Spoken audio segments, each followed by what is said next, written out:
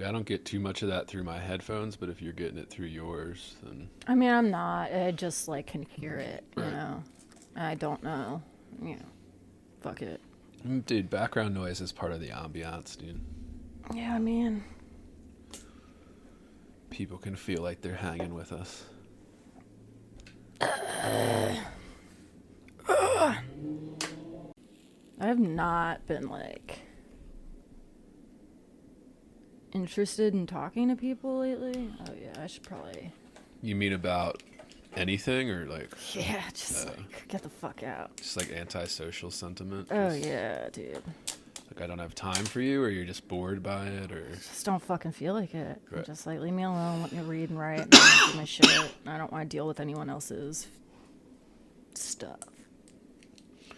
Oh, yeah, dude. Especially when everybody's, like, trying to put their stuff in your face now, too. Like, everybody's, like, just, like, you know, putting it out there. Like, putting out, like, all their bullshit.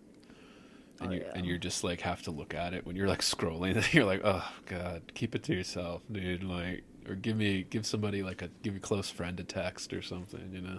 Yeah, dude, I'm perfectly happy to be a hermit right now. Yeah. Yeah, dude, very Dickinson. Oh, God, I mean, it just is like, people are fucking disgusting. And I have no nice things to say. Yeah, dude. Which is not the right mood for sociability, you know? Fuck sociability. Yeah, I mean, like, I've just been straight up watching, like, movies. Anything good? Shutting it all down. Oh, God. I Just watched trash. Eraserhead like 3 times. No, I've been The remake? specifically anti-trash. No, just Eraserhead, the 77 Lynch's first film. Oh, right. I talked about it last time. I finally watched it. Weird as shit. Had to watch it like a few more times to make sure I like had some sense of like what the symbolism there was, you know. Got deep into a Twin Peaks The Return hole. Went looking to watch Mulholland Drive again. Watched Blue Velvet a couple times. You know, like I can't just watch it once. I don't know why. It like becomes ambiance for me. Like it's just like, yeah, this is the thing that I want on in the background while I'm like doing other shit. Yeah. I do that with like weird shit though. I don't usually do it with like something like, you know, art movies or, you know, like a Lynch movie or something. I'll do it with like cartoons or something bullshit. Yeah. Or like reality TV show like Hoarders or something, or, you know, put that on in the background. If I just need that. For me, it has to be something I've already seen. I can't get something I've already seen or something I don't care about. But it also has to be Yeah. the right tone. And yeah, like, tone's important, dude. It's very important. and for some reason, it happens at least once a year that I have to. Usually, it's Twin Peaks where I'm just like, this needs to be what's constantly playing in the background for me to feel at ease in the world. and then, well, I don't have access to that anymore, and then it became like, fuck, maybe I'll just put The Return on again, you know? For me, it's sometimes, dude, I find something comforting in something that's like formulaic, like, so Oh, yeah. and it's like you said, vibes, dude. It's like at night. So when it's at night and I'm like, you know, maybe an hour or two before I go to bed, if I'm working on something and I just need background noise, I like to put on like police procedurals or like, you know, like ID kind of shitty TV where like I murdered my wife type thing or whatever, where like, yeah, I can get into like something Forensic that's a little Files, bit not quite sitcom, but based on that, for like for a while not it was sitcom, because like you City. said, vibe of sitcom Yeah. is too cheery For a while at that it was like time. Broad City, and Yeah. then for a while it was like even like Schitt's Creek. I know you didn't get into that, but I didn't know, but I know I'm one of the few that didn't. So I mean, I think it's also one of those shows that's like you either love it or you hate it, and like I've talked to people, and they either just can't get into it. Or, like I struggled to get into it for the first that first season is couple rough, dude. episodes. Yeah. The first And season, then I was like, no, it's pretty solid. Yeah, I've I heard mean, that it got better. Moira's great. I've heard that it Moira's great. with They're all good characters. I've heard that it got better with like season 3, and like season 2 and 3 is when it started to like hit its stride and start winning Emmys and stuff. And yeah, well, it's already like a great cast. Like you can't really do too much harm there, you know. I don't like that main guy, Eugene Levy's son. Yeah, I do. He's way over the top for me, and he's not funny. Like, yeah, he's exactly what I need. I mean, like over the top is sometimes just exactly. It's like, you know, when my sister came home and we watched Fire Island, and she was like, "Yeah, this is exactly what we need right now." This dumb fucking movie. But there is something about that, like the vibe that you get off from like a Unsolved Mysteries narrator voice or something, you know, as like you watch Forensic Files or like old episodes. I get too sucked in. I can't have any, if I have to be doing something else, I cannot have any kind of like real world mystery or, you know, fictional mystery. Like I just can't. I get sucked in. Doesn't matter if it's halfway through. I need to know all of the fucked up details. I will get involved. This is like the equivalent of like investigation discovery style shit. Yeah, that's literally what I put on. If like a late night vibe that I just want to chill and do something, you know, not half-ass pay attention to, or like just pop in, you know. But that, yeah, it's a mood. It's not usually like my working mood unless it's like, yeah, I get too sucked in. I just can't. I get too sucked in. I will sit down on the couch and just like watch that. Yeah. You know, and like lose a day. That shit's a drug to me. TV watching or? I mean, like murder mystery, anything. Yeah. I'll eat that shit up. Something about it. I mean, everyone will. You know? It's like a one trashy step away from like Love Island, you know? Just in a darker direction. Yeah, well, something like the reality TV, they use the same structures as procedural kind of shows, formulaic shows that, like, you know, the most popular shows on cable TV or like network TV are always like, you know, CSI and stuff like that, like the police procedural little tiny mysteries, like little murder mysteries to be solved within an hour, you know. And yeah, that's a very winning formula. And while we can talk about, and on this podcast we'll talk about formulaic as being negative sometimes, but like it's also good. You know, like it's actually like when you have an expectation, like when you don't fulfill the expectation of like a murder mystery procedural show. So like when you get a bad episode or something, you're like, whoa, you're not following through on the formula. You know, we talked about this with genre a little bit with, I mean, you know, murder mystery detective stuff, like, you know. But I imagine we'll talk about it more as the years go on here. God. You good? Fucking Space Cadet right now, though. The fuck is that? Space Cadet? Just like, I don't know, like spacey, head in the clouds. You know. Yeah, dude. Well, I bet that. Emily D was. Yeah, that M Dick will do it. Yeah. Was living with her head in the clouds sometimes, dude. I mean, I would argue like most of the time. To some degree. I mean, if you like live in that world of, I mean, everything she writes is like in this world of abstraction, you know? Yeah.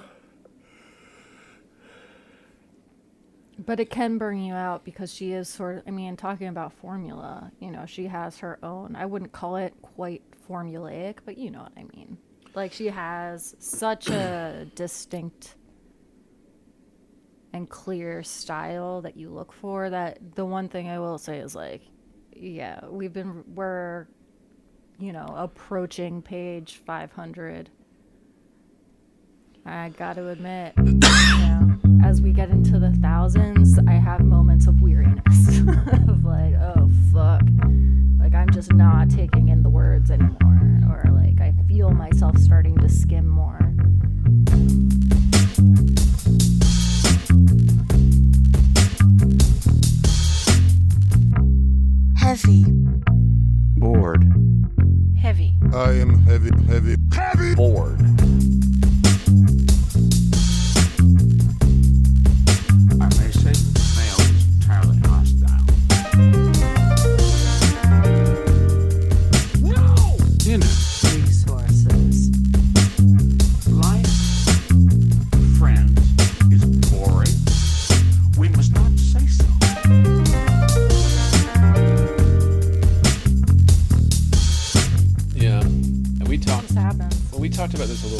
episode with the expectation that she created herself, right? Like, so her formula creates an expectation for a reader. And then we talked about a few instances last episode where she subverts that too, where you can use that to your advantage to subvert expectations and still give that kind of satisfying full circle formula that we came to know and like. But yeah,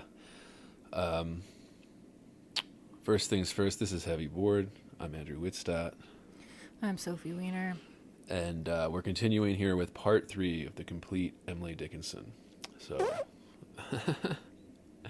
damn, dude, squeaker. Yeah, I know. Quiet little guy. Quiet. Those are the worst ones, dude. But we're continuing with Dickinson, the complete works of Dickinson. This is part 3. It looks like it's going to work out the way we planned it. So we're going to do 4 parts in total. We got one more part after this. As you all know, if you want to hear all the parts, sign up, patreon.com/heavyboard. And you can hear the hours and hours of us talking about all of Emily Dickinson's poems. But today we're doing our third chunk. So we're about page 300 for listeners that have been listening to the whole thing in this Johnson version of the complete poems of Emily Dickinson. Same book, same deal as last 2 episodes. So we're starting at around page 300 here, around poem 610, and then we're going all the way to page 500, which takes us to we make it there. Yeah, which takes us to about 1,100 poems total that we've read so far. And then there's about, another 600 to go. Like another 600 to go. I'm so sweaty right now. I'm so sweaty just thinking about it.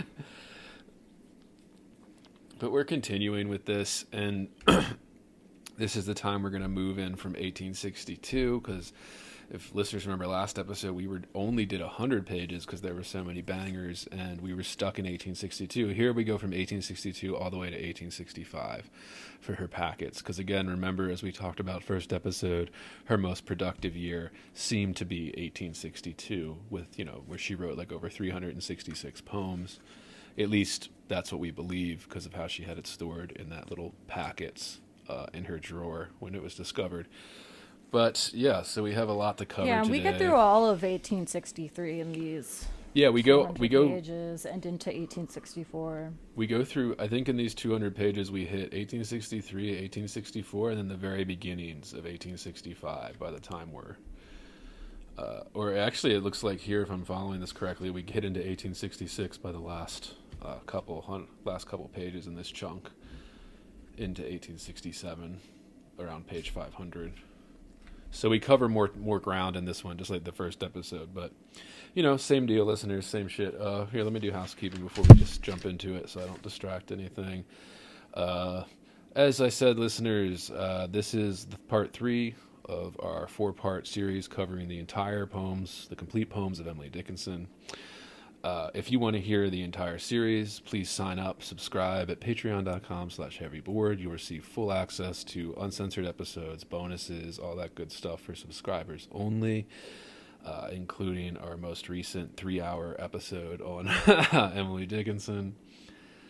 If you can't afford that, don't want to, there are other ways to support us. You can leave us a 5-star review on Apple, Spotify, wherever you get your podcasts. You can also check out our YouTube channels. We put free episodes up there. We put up clips for those that don't have time to listen to the full episode. You give those a like, a subscribe, share it with your friends and family. That's a free way to support us. It helps us. And of course, we have links to all the books we're covering in this episode in the description. And a final call out, we're still looking for workshop horror stories. Sophie and I are trying to get a little collection of listeners that could send in just like a workshop experience. If you had a terrible experience in a workshop, we want to hear about it and talk about it on the pod. Obviously, it'll be anonymous. We won't mention programs, names, anything like that. Maybe a fun little event. Send those into heavyboardpodcast@gmail.com. We'll get started on that. And that's it. Emily D. Yeah, I think my copy's starting to break a little bit. Really? Yeah. Mine has definitely gotten some wear and tear from like me using it so much, like some of the corners. It's once I hit the middle. Yeah. You can see the seam breaking. Tape that bitch up, dude. Like, it's right, like, in the middle, you know? Tape that bitch up, dude. I mean, I'm probably gonna have to. Yeah. Honestly, packaging tape works pretty well on paperbacks if you take the time to do it, yeah. But we got another big chunk here to deal with. So, poetry lovers, here we go. All right, where should we start? Anything in particular? First thing I marked was number 617 on page 304. What did you have? The first one I marked was, let's see, I mean, probably a bunch of bullshit, but then I also marked 611 just because I thought it was funny that we were back at the place about seeing in the dark, which is where we started the last chunk of poems that we were reading. And we've talked about that, listeners. Like, you know, every writer struggles with this, but like, if you're obsessed with certain themes, like, don't let anybody tell you to stop. All right, keep writing. If you write the same poem 500 times because you're obsessed with this one theme, fuck it, do that. You know. Yeah, I mean, literally what Emily Dickinson does. Right. Kind of.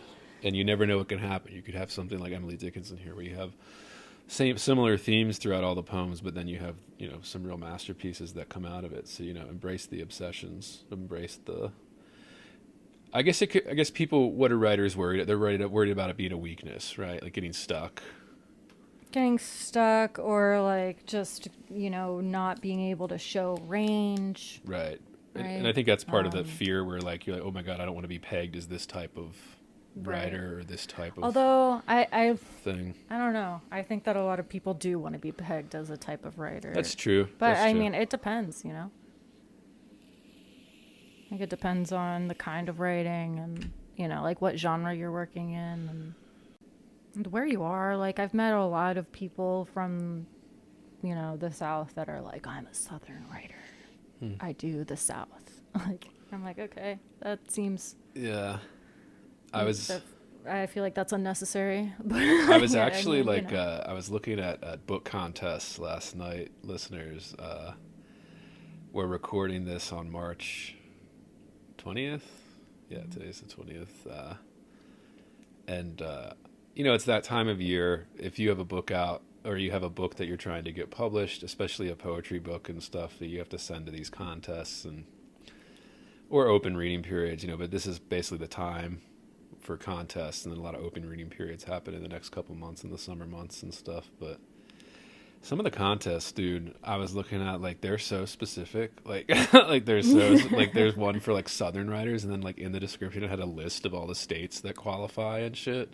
Yeah. And I was just like, all right, like, like, why are we doing this? I mean, yeah, I guess, like, I don't know. You wouldn't want a poem about the South from someone who isn't from the South, I guess. But, you know, whatever. But I also feel like, you know, journals already tend to have, very often, not always, a lot of journals do the themed thing. Where every issue, like, has a theme. And that's already kind of narrowing the pool a little bit. And it doesn't really matter how much you narrow it, because you'll get hundreds of submissions anyway if you know how to, you know, make yourself visible as a magazine or a journal. That's easy enough. People will submit. But I don't know. I just feel like, unless it's, I guess if it's like to get a grant or something, I understand being like, you know, this is a grant for people who are doing this kind of work specifically. Like, that makes sense to me. Whatever.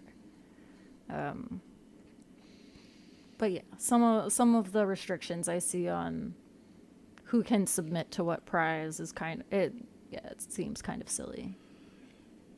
Yeah. Well, that's not going away. But yeah, I just thought it was funny people are worried about being pegged as like a type or like something. And it's like, yeah, all these contests that want to peg you as like a type, like, they're just like, yeah, well, you're doing this. Like, okay. That's what I mean. I think people do kind of want to be pegged more and more. Or maybe that's just like how I'm seeing it play out on like social media or some shit. I don't fucking know. Well, this is an interesting thing to talk about. None of it's real. I don't fucking know. Yeah. Well, in the context of Dickinson, like in the very first part we did on this,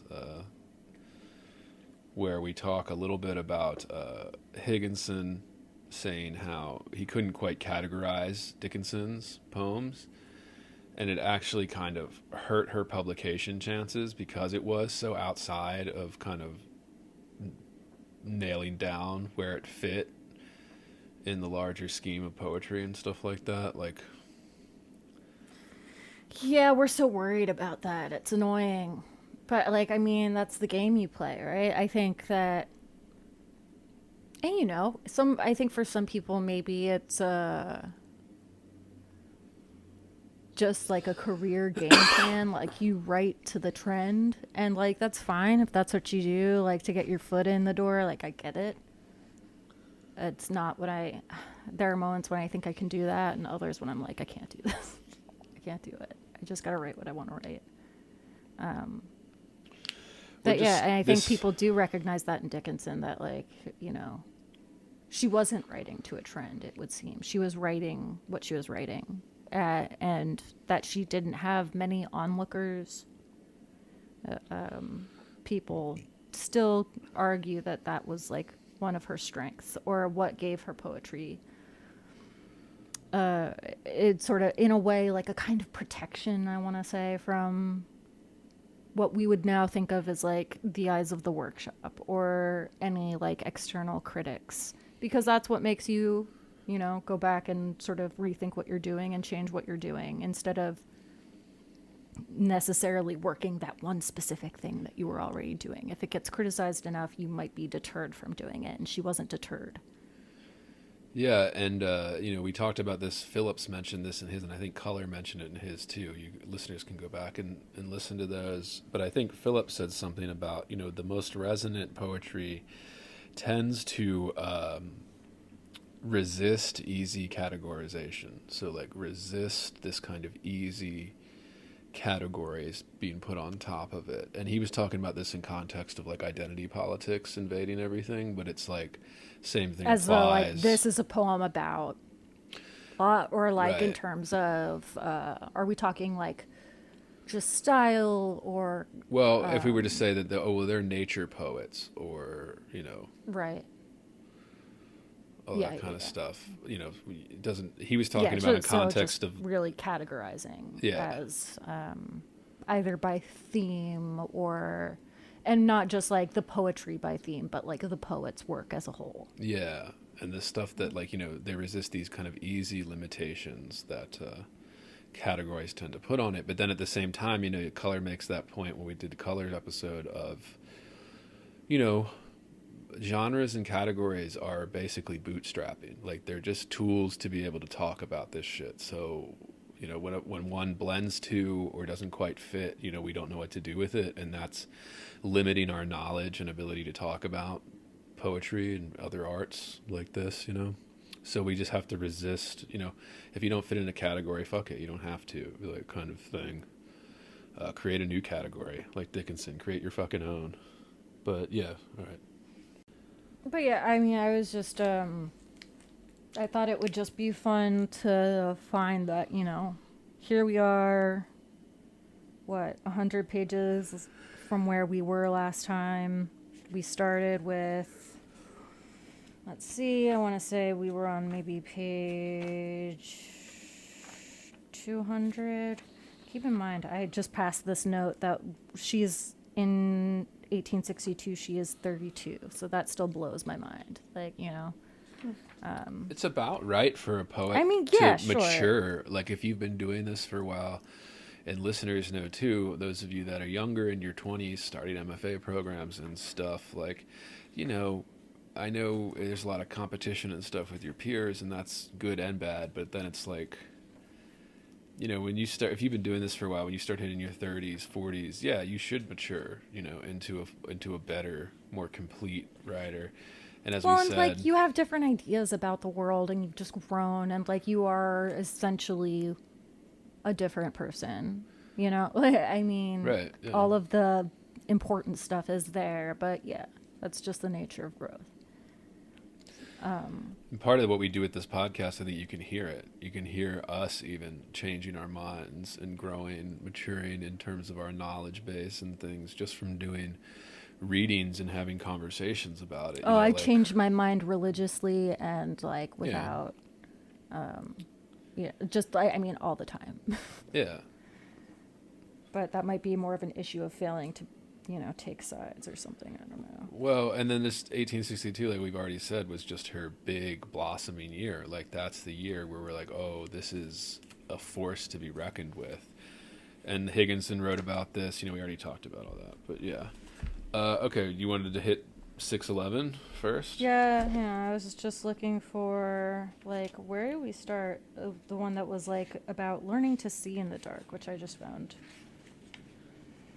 interesting. Let's see. Yeah, just to, like, go back for a minute, poem 419 started on page 200. We grow accustomed to the dark when light is put away, as when the neighbor holds the lamp to witness her goodbye. About learning to see in the dark. And then we have 611, page 301. I see thee better in the dark. I do not need a light. It almost feels like and maybe this is just sort of me being like a fangirl and being overly excited about something, but it's just like, oh, that's like a cool thing to see the growth of this idea from we learn to see in the dark to now, like, I'm telling you how I see thee better in the dark. I see better in the dark now. I do not need a light. Not that they're necessarily about the same thing. But yeah, I just think that was like a fun thing to see, sort of the growth of. And then the phrase excelling violet, the love of thee a prism be, excelling violet. I see thee better for the years that hunch themselves between the miner's lamp, sufficient be to nullify the mine. And in the grave I see thee best. Right. Which is also a fun sort of transformation. It feels like at this point in her career, she's really comfortable speaking as though from the dead, which I think has been a fun development to see. Yeah, and in this time, 1862, there would have been a lot of emphasis on, like, dead coming back to life, or, ghost story, the Victorian. We talked about this a little bit with the Dracula episode. Kind of the Victorian era and the evolution of the ghost story, the dead becoming much more prominent and as characters in stories and poems and things like that. They've always, I guess, been there, but really prominent in that era, 1800s. I will say over the course of these poems, she seems to have an increasingly deathy mood. It feels increasingly darker to me. And maybe it just moves with her mood, and that's fine. Like, it doesn't have to be some, oh, this is a dark period for her, Yeah. What else do we have? You said you started at 617. Yeah. 617 on page 304 was the first one I marked that stood out. Don't put my thread and needle. Don't put up my thread and needle. And the main reason I marked this was basically I thought it was a great example of what she does so well, and we're still in 1862 here, the last bits of it in these first 20 pages of this section. This kind of using the ordinary, the everyday, and elevating it to something greater. And this is what a lot of poetry does, but just she's so good at it. Don't put up my thread and needle. I'll begin to sew. When the birds begin to whistle, better stitches. So these were bent, my sight not crooked. When my mind is plain, I'll do seams, a queen's endeavor, would not blush to own. Hems too fine for ladies tracing, to the sightless knot, tucks of dainty interspersion, like a dotted dot. Love that line, by the way, like a dotted dot. Leave my needle in the furrow. When I put it down, I can make the zigzag stitches straight when I am strong. Till then, dreaming I am sewing, fetch the seam I missed. Closer, so I, at my sleeping, still surmise I stitch. There's this weird kind of aspect, like where it's just like needle and thread sewing, and then we get it elevated to this level of dreaming I am sewing, fetch the seam I missed, right? So I, at my sleeping, still surmise I stitch. All this, and it just like nothing blowing away about it, but just this perfect, again, perfect Dickinson. And I did the same for poem 621, I think is the same in terms of her elevating this kind of ordinary made beautiful by her prose. And 621, page 306, I asked no other thing, no other was denied. I offered being for it, the mighty merchant sneered. Brazil, he twirled a button, without a glance my way. But, madame, is there nothing else that we can show today? This stupid thing of shopping, right? Like it's just describing like this shopping in like, a store or like a booth or something in the town square, and then she just elevates it with her prose. So nothing like super extraordinary, but I just thought that was important. Well, I also think, I asked no other thing, no other was denied. I offered being for it. The mighty merchant sneered. I mean, I'm not sure that this feels also more to me like it could be more in the realm of Ars Poetica. What is no other thing? What is it that she is not asking? I asked no other thing, no other was denied. I actually put a question mark next to this one. Well, my thing from just the context is she's talking to a merchant, right? I mean, so at some type of booth or something. And when you're on the street, everybody's been in these things, even in the mall. Like if you go through those, like, or I guess not so much anymore with malls, but you remember in the malls, like those stands, and you'd have like an Indian guy like flagging you down or something, like trying to get you to buy this like head massager or whatever, or like a cell phone case, and like those little stands in the mall, and they'd be like really aggressive about it. Like, so like, sir, come over here. Don't you want this? Kind of, sales tactics, kind of. That's what I viewed it as. And then she elevates it by like, I offered being for it, right? Not money, but like her soul or something more, right? This is also one of those places where we have an elusive it. She does this so much, where we, get a pronoun that doesn't directly refer to an antecedent or to something, right? I asked no other thing, no other was denied. I offered being for it. So it's like this unnamed thing that she hasn't stated that she has asked for, or that the speaker has asked for. I asked no other thing was denied. As though we're not saying that the thing that was asked for was denied, but like it seems like it was. The mighty merchant sneered. Here we have the capitals on mighty merchant. So it's like, I don't know, but emphasized, you might say. In some cases it can be personification when she uses that kind of capitalization, and it also makes me think some greater merchant. Some my mind went to Shakespeare. Yeah, I think there's something really elusive about this poem, and I think it's because of that it. We know that whatever it is, she offers being for it, which is a huge price. So yeah, this one feels elusive to me because we have this it, and it doesn't feel quite as grounded, and it feels, maybe sarcastic is the wrong word. There's a joking element to it. I just viewed it as like shopping in like a merchant stand or something, or like a booth, or like, block. What do they do? Those kind of flea market style things.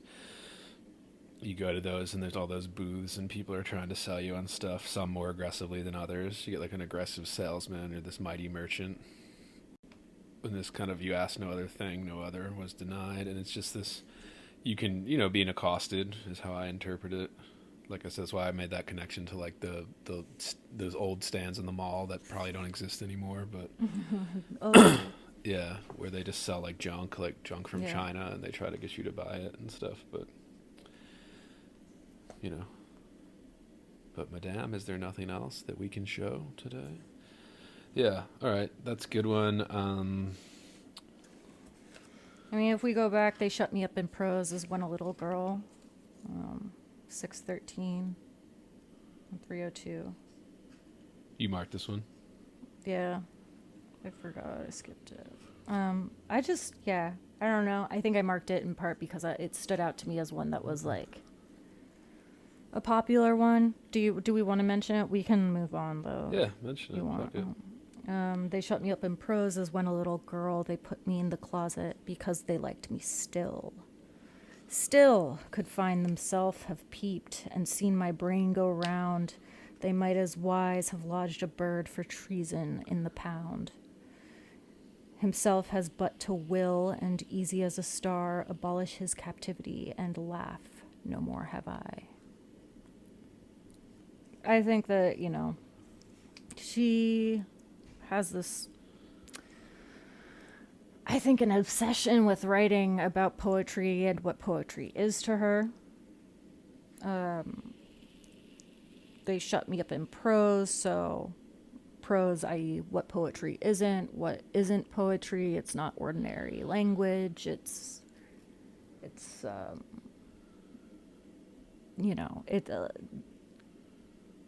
I think the Emily Dickinson lexicon says ordinary language for prose.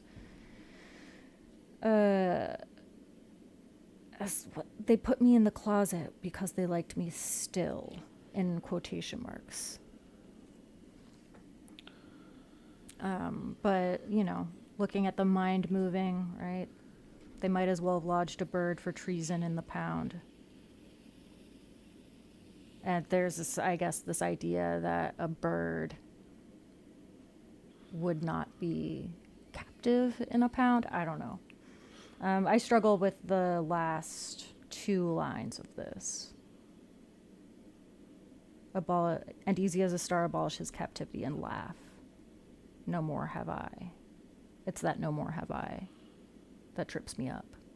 Wouldn't she be referring to laughing? Yeah. I mean, I think so. Or abolish his captivity and laugh. No more have I. No more have I laughed? Yeah. Yeah, fuck it. We can cut that one. The next one, what did I mark? 631 on page 312. And I marked this for like the use of queens and crowning. Yeah. And then, of course, as usual, it's perfectly paced with her M dashes and things like that. And I marked 632 as well, just because my note here says incredible. So we're still in 1862 with all these bangers. So again, I only marked 632. And again, I have a question mark next to the last line of 631. Okay. Well, let's do 632 since we both have it marked. But I agree, this one's good. Like, there was something really fucking right about 631, and I just couldn't make sense of it yet. I don't know. I was trying to plug my way through. But yeah, the brain is wider than the sky, for put them side by side. The one the other will contain with ease, and you beside. The brain is deeper than the sea, for hold them blue to blue. The one the other will absorb as sponges buckets do. The brain is just the weight of God, for heft them pound for pound. And they will differ if they do, a syllable from sound. Yeah. And I think this is a case where she's talking about, I think, like intelligence, but then also, like, as you say, ars poetica in terms of writing. I think both could be worked in there. Yeah, well, I think also, I mean, a syllable from sound. I don't think you can say in a poem without automatically thinking about poetry. But this is also feels like, part of her, like, grappling with faith. Which is so much of her poetry, right? Grappling with faith to some degree, whether it be over anguish or joy. There's something else,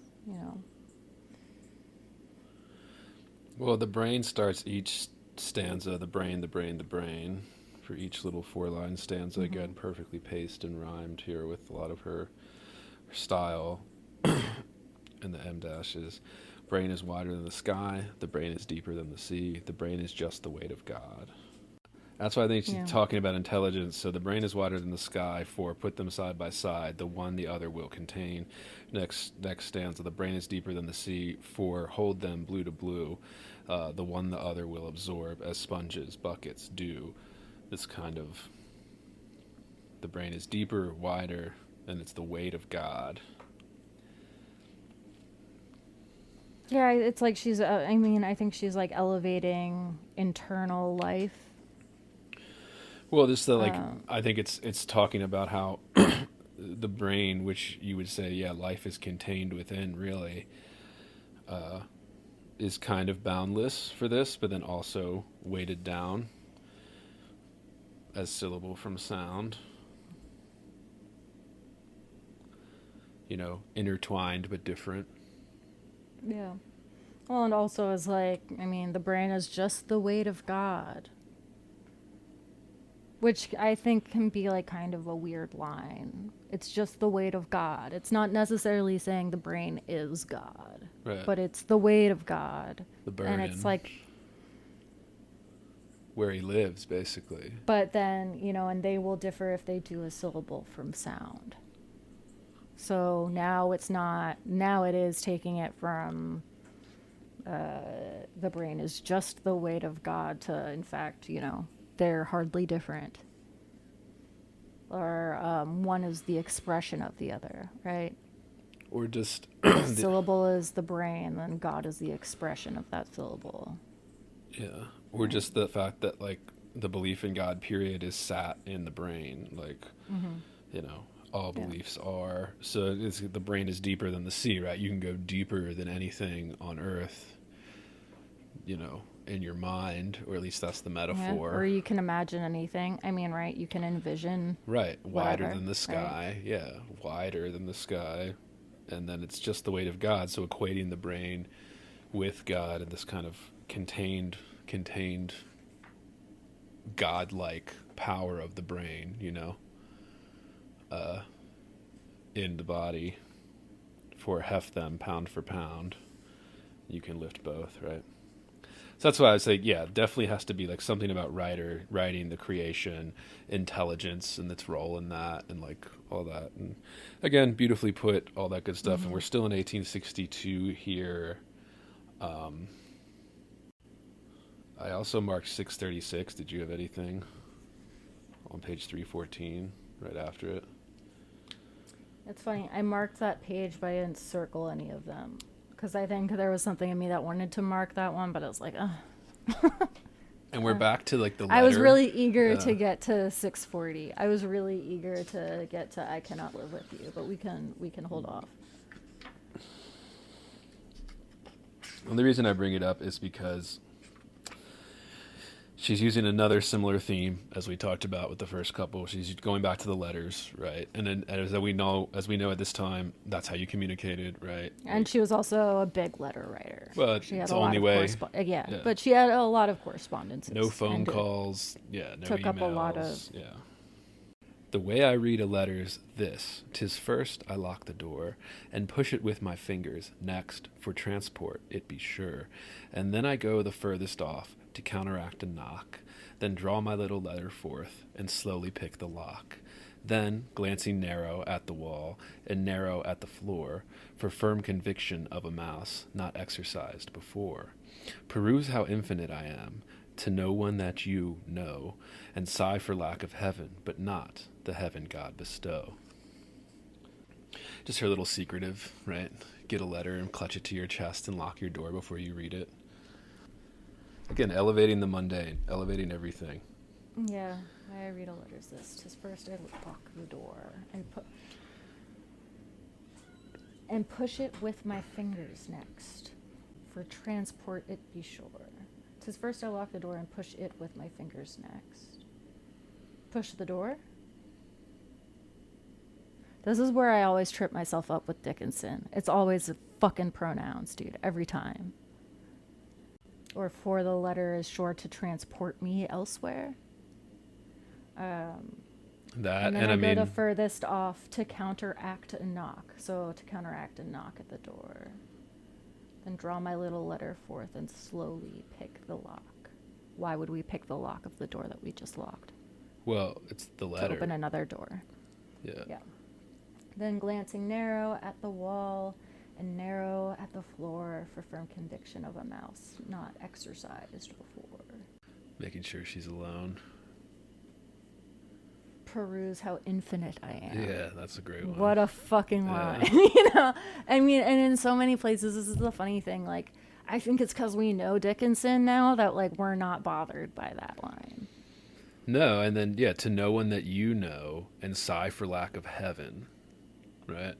And heaven's capitalized in both instances, but she's making a distinction. So a sigh for lack of heaven, so lack of heaven, right? Either you could say disbelief, or you could say, right, heaven's supposed to be in the Christian mythology salvation, right? Like this is life after death salvation kind of thing, but not the heaven God bestow, right? So not the heaven that we're thinking of. So she's making it clear that it's a sigh for lack of heaven, a sigh for lack of her own kind of, salvation or whatever you want to refer to as heaven representing. Yeah, peruse how infinite I am to no one that you know, and sigh for lack of heaven, but not the heaven God bestow. Because I lack heaven, because even in my infiniteness, in my infinity, I don't know how you say it, my infiniteness, I don't have the heaven that you're looking for. Or not the one you're thinking of, but my own personal one. And this is brought on by the letter, right? Especially in 1862, maybe this, I mean, we're speculating here, but when she was corresponding with people like Higginson at the Atlantic and other major publications where she was getting her first couple of poems published at this time, it could be about that. So when you get a letter, you're expecting correspondence from someone about something, right? We do this, it's not with letters anymore, but, emails, things like that. It's the equivalent of, you're waiting on that email, right? You submitted to a contest. You want to know if you got in. You submitted to a journal. You want to know what had happened. And then, we're getting too specific with speculating, but, all of that, it's much more broad than just that. But, yeah, again, another masterpiece, because we're still in 1862, and like we did last episode, we only hit 100 pages because there were just so many fucking bangers, man. Like, and there's just more and more. And she seemed to slow down a little bit in the later years, and I wonder if that's when she's starting to get sick with her, what did she have? What is she speculated to have died from? Well, okay, they said Bright's disease, but also possibly hypertension, I think. I don't know. Everybody had hypertension then. Yeah, I mean, I made a note about this, actually, for like a minor correction. Yeah, she was thought to have died of Bright's disease, but likely could have been hypertension. Mm-hmm. There was hypertension is a fancy word for blood pressure. At least a few people speculated suicide, but I doubt it. Fancy word for blood pressure and everybody that was smoking and drinking and not very good health care and things like that. You could die from heart failure pretty easily in your 50s at that time. Yeah. But you said you wanted to hit 640. Or sorry, would you have something else to add? Let's see. Because I didn't mark 640, but I marked it for a different reason. Like I put like right around page 316, we start to get this kind of length coming back into her work, 640, 648, 649, these kind of longer poems. There's a line in 639 that just says more arduous than balls, and I feel a need to repurpose that. Yeah, I cannot live with you. Yeah, 640. And keep in mind, like, we're skipping, let's see. Did we skip one you wanted to hit? No, I just want to point out, 635, we have Emily Dickinson's Little Violin. That's a fun little bit. Oh, I did want to hit 633. When bells stop ringing, church begins, the positive of bells. When cogs stop, that circumference, the ultimate of wheels. And while I haven't really worked this out entirely, we know that circumference is one that she uses a lot, right? Bells, she uses a lot. I think I didn't mark this one, but it makes me think of a later one that I marked when she talks about church bells always representing sadness. Why not joy? Can't remember the poem exactly, but I think we'll get to it here. But church, and I mean, again, think she was living in this village in Massachusetts. She would. It's speculated that she might have never left that village. And so she would hear all the nature, the beautiful kind of meadows and nature that you get in the seasons up there in Massachusetts. Anybody that's never been there, go there. It's beautiful in fall, winter, spring, summer. And then, church bells that would ring, for mass and stuff on Sundays, but then also for funerals and, and stuff like that. And again, remember 1862, heart of the Civil War, bodies coming in every week from the war, the battlefields of the neighborhood men being, slaughtered in the bloodiest war in American history. So there, there's things like that. But yeah, so these common themes. But 640, page 317 for listeners that are going along.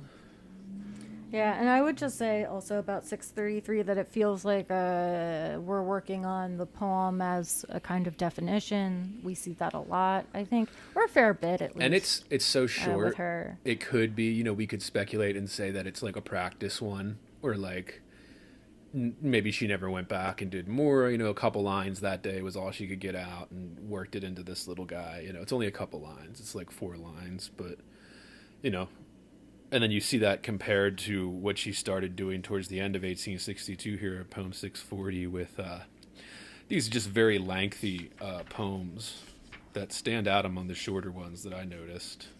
648, 649, 650 was one I marked, but that one's not very long. Yeah, I mean, I just think 640 is a beautiful and like kind of perfect love poem. Yeah, I guess we can read the whole thing, or you just want to read sections and tell us your favorites or talk about, or... I don't think it's actually as long as it looks. I think we can read it. Very short lines, yeah. Yeah. I cannot live with you. It would be life. And life is over there behind the shelf the sexton keeps the key to, putting up our life, his porcelain, like a cup discarded of the housewife, quainter broke. A newer Sevres pleases, old ones crack.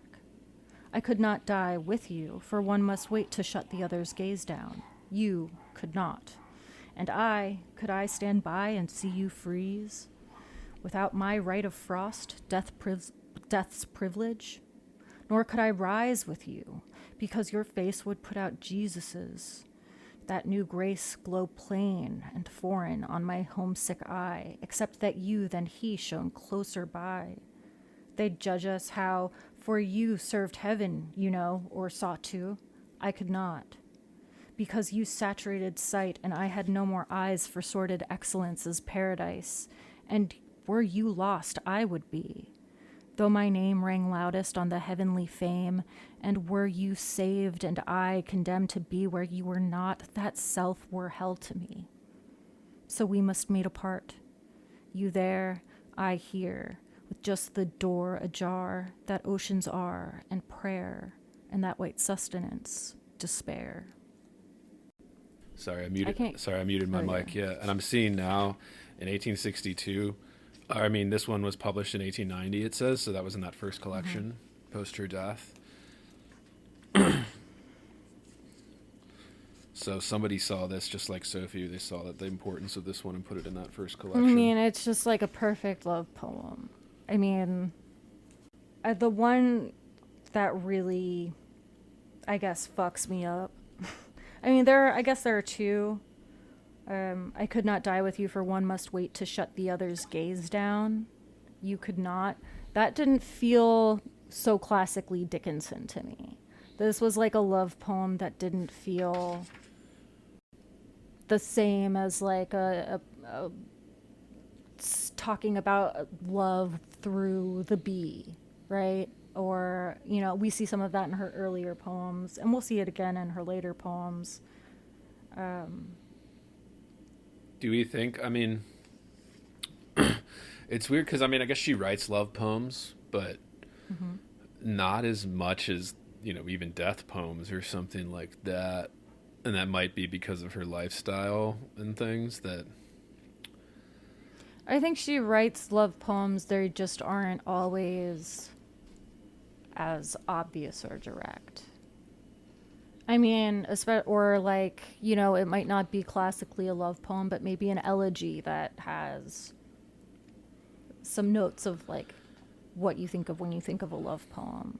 And there's a lot of speculation. Listeners probably know this. If you're an Emily Dickinson fan, there's a lot of speculation about her love life and especially with her the sexuality and yeah. but in particular with I think the big one that people like to go on about, I think, is Sue. I want to say the who married her brother. Right.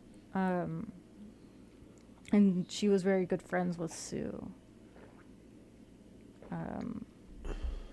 But yeah, for one must wait to shut the other's gaze down seemed peculiar of Dickinson to me. And it's not that it's like confusing, especially, right? One must wait for the other to look away, essentially, is what I think. Yeah. But the last stanza, I think, is just gorgeous. And I could take or leave the last two lines, if I'm totally honest.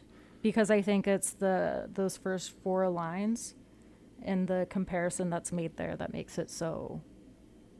I mean, that, like, when I read it, I was like, oh, shit. And that I, like, went and, like, listened to someone else read it out loud so that I could, like, hear that it was happening the same in my head as it was in someone else's. So we must meet apart, you there and I here, with just the door ajar that oceans are and prayer. That oceans and prayer as a door ajar, as an entryway to something else that you can't walk through, like devastating. Devastating for a love poem. With just the door ajar that oceans are and prayer.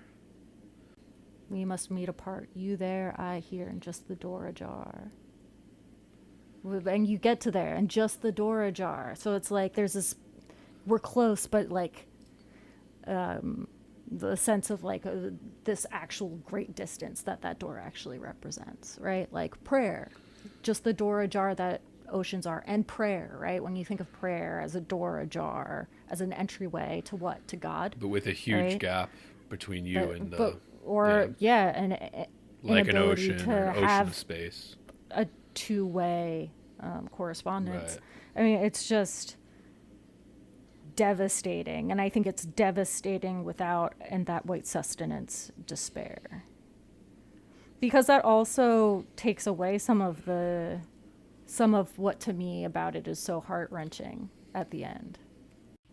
You know, white sustenance is still sustenance, right? And we know that her opinion of pain, right? She sort of balances that with joy. She says, you need one to have the other.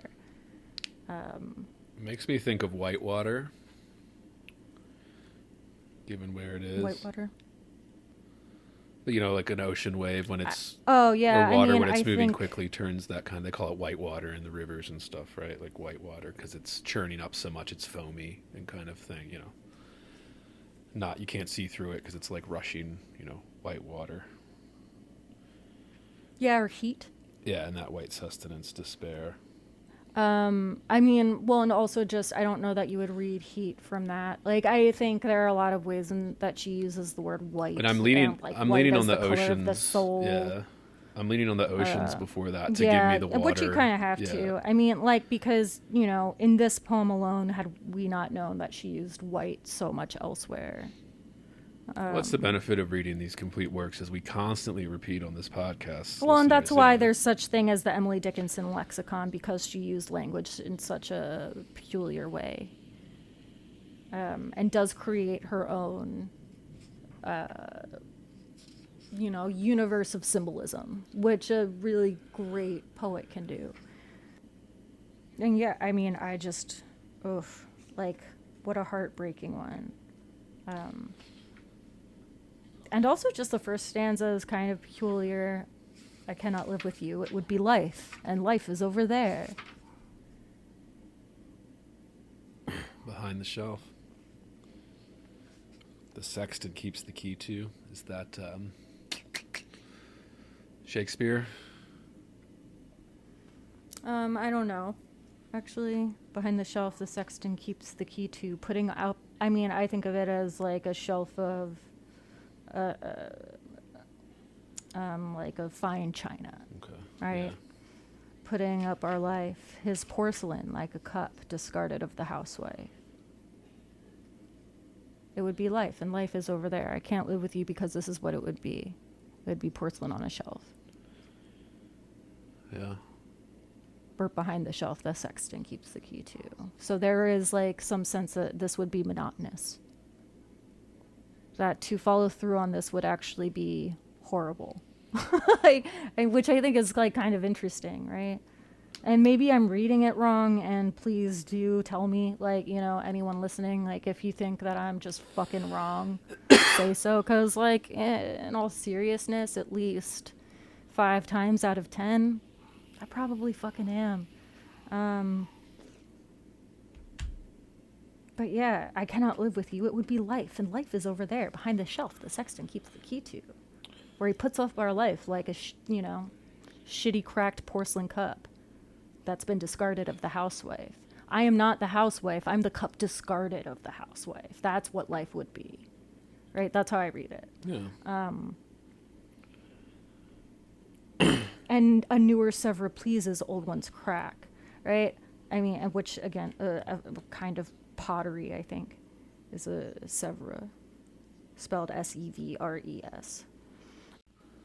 And because I don't take that to mean either you will always find something more appealing and new and exciting, but also I will. A newer Sevres pleases, old ones crack. But it is interesting also because the sexton keeps the key to all of this, right? And there is something that isn't quite, that almost strips our speaker. They decide to strip themselves of agency in these first couple stanzas, right? Putting up our life, his porcelain like a cup discarded of the housewife, quaint or broke. A newer Sevres pleases whom? But yeah, I think it's like, it's a love poem, but it's all the reasons why I can't love you how I might, right? Yeah. And I marked 650, page 323. Pain has an element of blank. It cannot recollect when it begun, or if there were a time when it was not. It has no future but itself, its infinite contain, its past enlightened to perceive new periods of pain.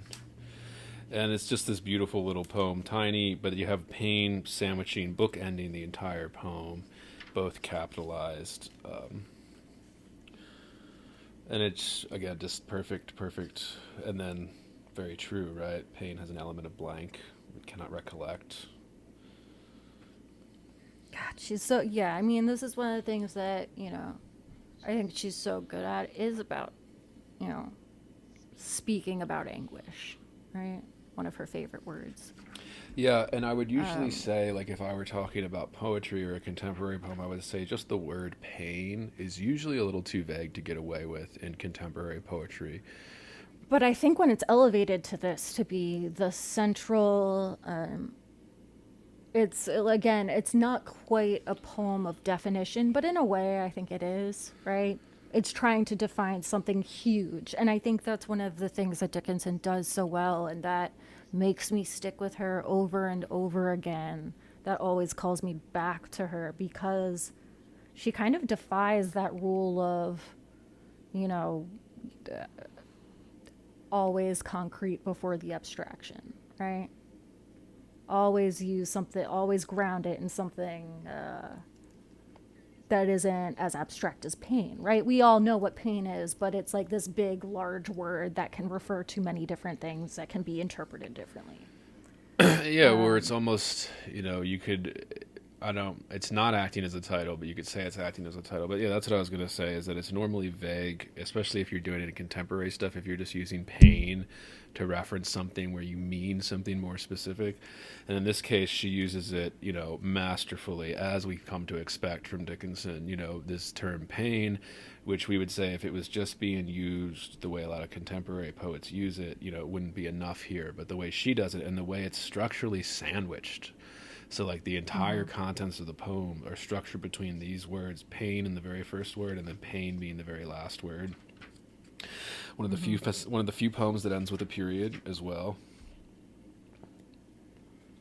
Not an M dash, like we talked about in all these episodes. And again, not like, oh, this is fantastic, but again, another perfect one, another little one that I just couldn't help but mark as I was reading through these first 50 pages. And I thought it captured something, it has an element of blank. It cannot recollect when it begun, or if there were a time when it was not, right? And it does capture this idea of like when you're feeling what you would call pain, even if it's vaguely referenced, because she's not talking about specific pain, she's talking about pain generally, And and it still works, it still works. yeah, and I mean, because she's going so deep in these few little lines, it has no future but itself. It's infinite, contained. So she's not just saying pain to represent this big thing. She's unpacking that word, And like Sophie said, but not quite as a definition poem or what we would call a definition poem in contemporary poetry. But like, just more of Dickinson's brilliance. We don't have to get too bogged down. But yeah, what were you going to say? My bad. yeah, I mean, again, I think it's just another, like, you have to,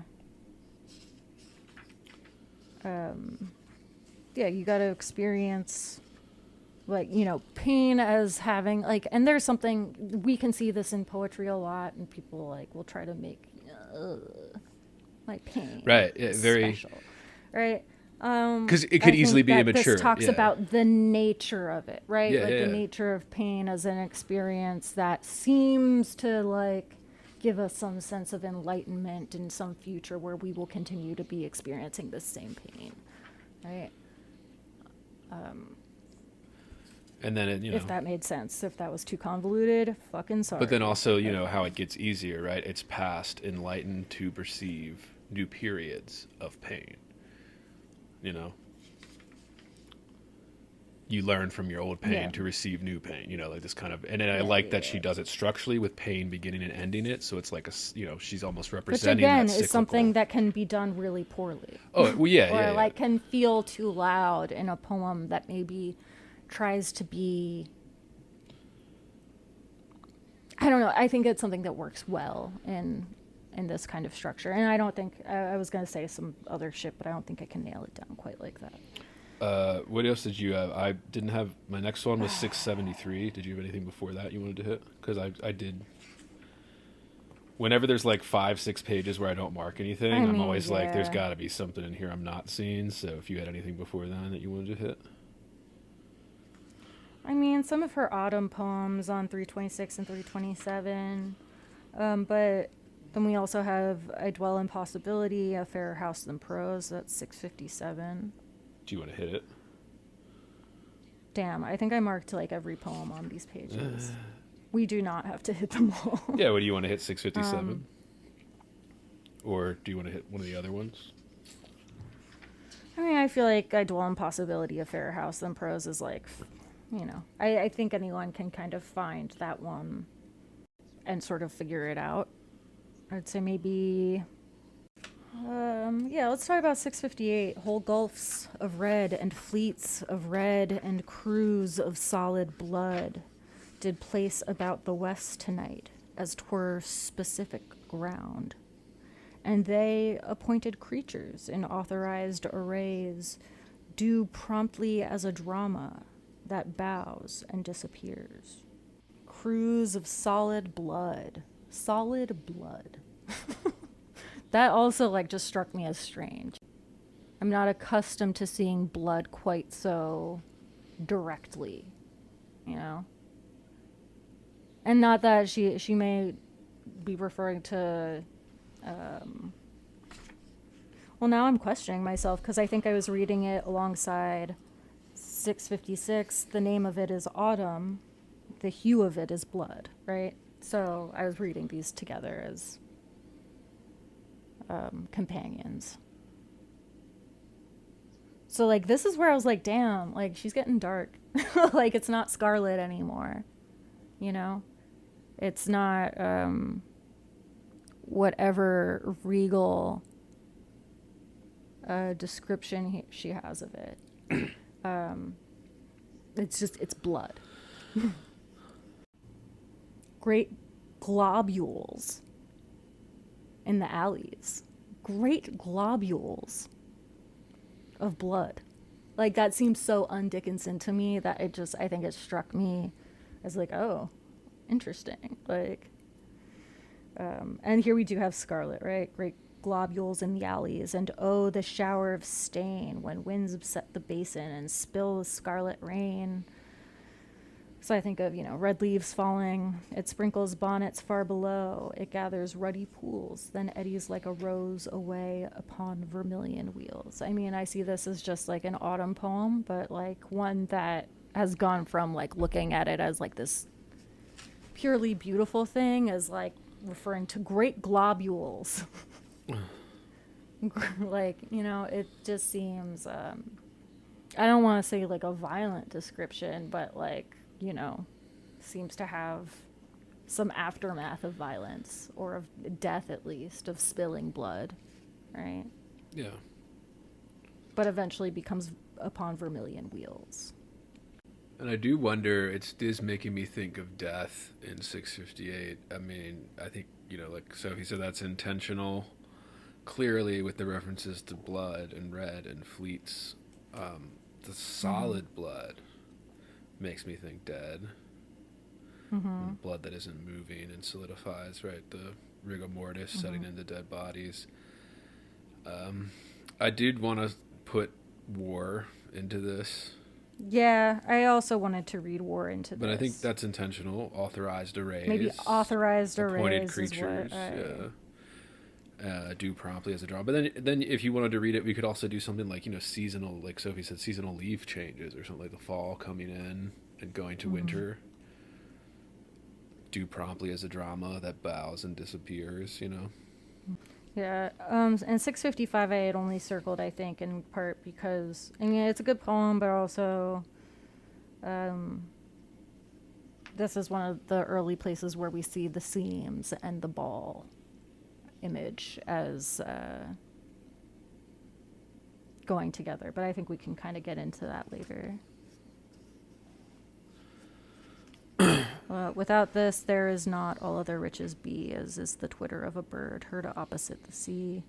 Without this, so I automatically think we are talking about the literal this, the poem, right? Without poetry, for me, there is nothing.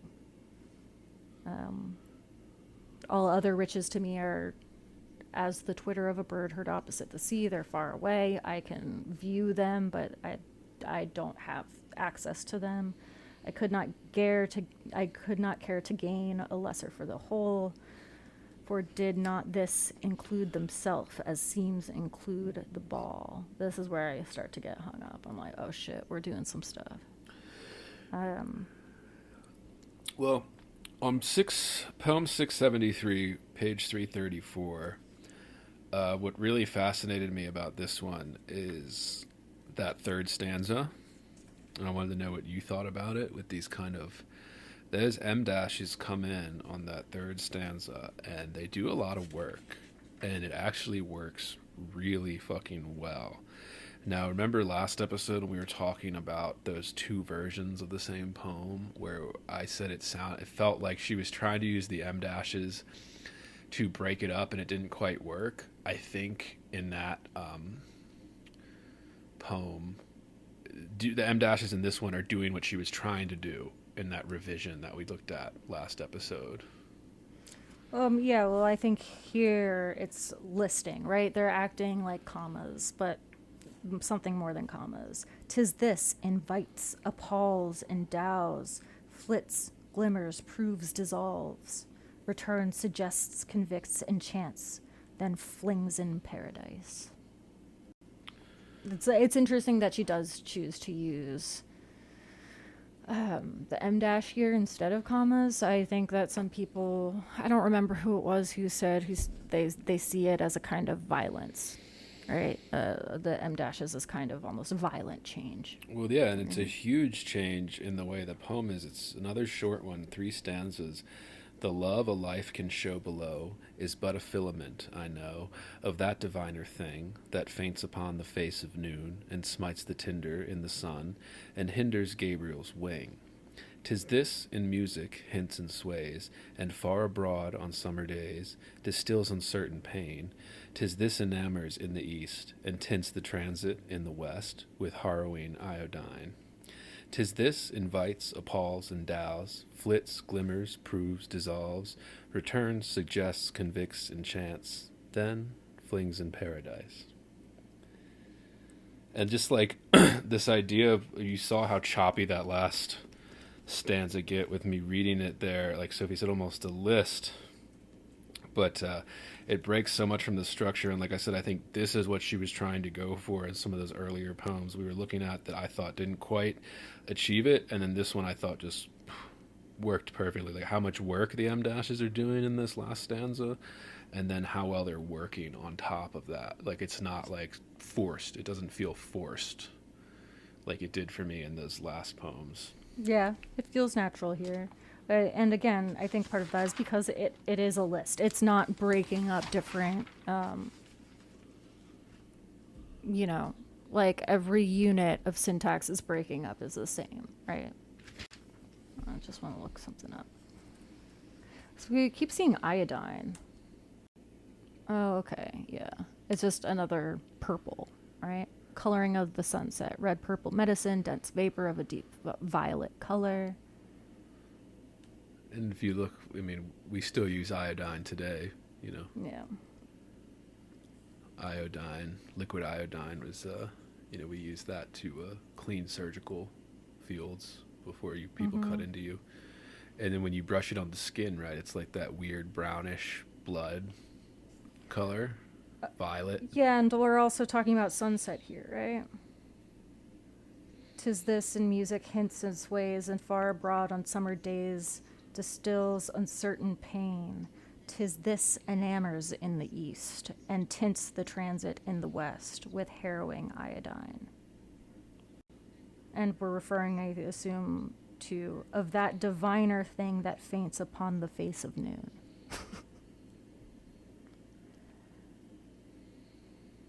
I guess in this case with east and west, she's talking about the sun passing over Yeah, I would assume so. at noon and hinders Gabriel's wing. I believe she's referring to the Saint Gabriel, or not even saint, the angel in the Bible stories, Gabriel. But yeah, I just like that structurally. That's why I marked that one, the last part. Yeah. All right. What else you got? I have a question about a few smaller poems. With 684, 685, 688 on page 338 to 339, where they're like these little small, they almost feel like pieces of poems. My thing was just what we thought of them, Let's see, you said 684, 685, 85, and then 688. 88. Yeah. And it was interesting, I thought, that they were clustered in this little section, too, as we get to the end of 1862, but then we have a few poems here that are jumping. So 1863 estimated for number 684. Number 685 is estimated 1863. And then 688 is 1862 estimated composition date. Yeah, we jump around here. There's one that's 1861 on this page. There's one that's 1862 on this page. So we're sort of figuring shit out. I wouldn't be surprised if these were just like fragments taken to be good enough, But then I think or it's that like maybe she had stitched into. She had already sort of stitched into one of her, what are they, fascicles? Yeah, and then I thought what else was interesting was that 684 and 685 were both published in the 1891 collection after Mm-hmm. her death. So they included these little two-line little guys, or what? So like little fragments, and I was just like, what do we think of that? Yeah, I mean, I think some of them pass more than others, right? Uh, let's see. Speech is a prank of Parliament, tears a trick of the nerve, but the heart with the heaviest freight on doesn't always move. Doesn't always move, set apart by M dashes. What is Parliament here? And speech and tears both in quotation marks, I haven't figured that out. Parliament and nerve are both italics. Yeah. As are speech and tears, but also have quotation marks. Speech is a prank of Parliament, tears a trick of the nerve, but the heart, with the heaviest freight on, doesn't always move. Yeah, I mean, I think being moved to tears by speech, a trick of the nerve, right? Explaining it in some kind of scientific manner. But the heart with the heaviest freight on doesn't always move. I think of the body, or I think of pain. The heart, even with the greatest pain, is not always moved, right? It doesn't always move. Again, I go back to pain has an element of blank. Yeah. But I was just interested in these fragments. Yeah. I mean, best gains must have the losses test to constitute them gains. I mean, I think that's just a thing she wanted to say that was like, yeah, I'm just going to make this lofty claim, which I call them all lofty. They aren't actually, right? Some of them are legit, or they don't feel like, what do I say here? It's another word for lofty. Right, like I don't think it has to be some gigantic thing that she's saying here, but I think it's pretty simple. The gains must have the losses test to constitute them gains. Yeah, the reason I suspect them to be incomplete poems or fragments is because that's, they're still in her style, but it's unlike her to do something like that. Like even you would expect this to have at least two more lines, but it doesn't always have to go that way. And she's doing something similar, like with the pain poem, having gains kind of be the bookends to the whole poem. But it just feels like it was just not enough. But yeah, and then a reason I point these out too is because as we read through this whole collection, some of these are just like what feel like little fragments, little practice poems. We've said this before, but it's weird if you look at how she wrote these. Like I said on the very first episode, like she peaked in 1862, and I don't mean peaked in terms of her talent or anything, but I mean in terms of her production. So she was very productive in 1862, writing like 366 poems, and then I think in 1863 she only wrote like 180 or something like that. Mm-hmm.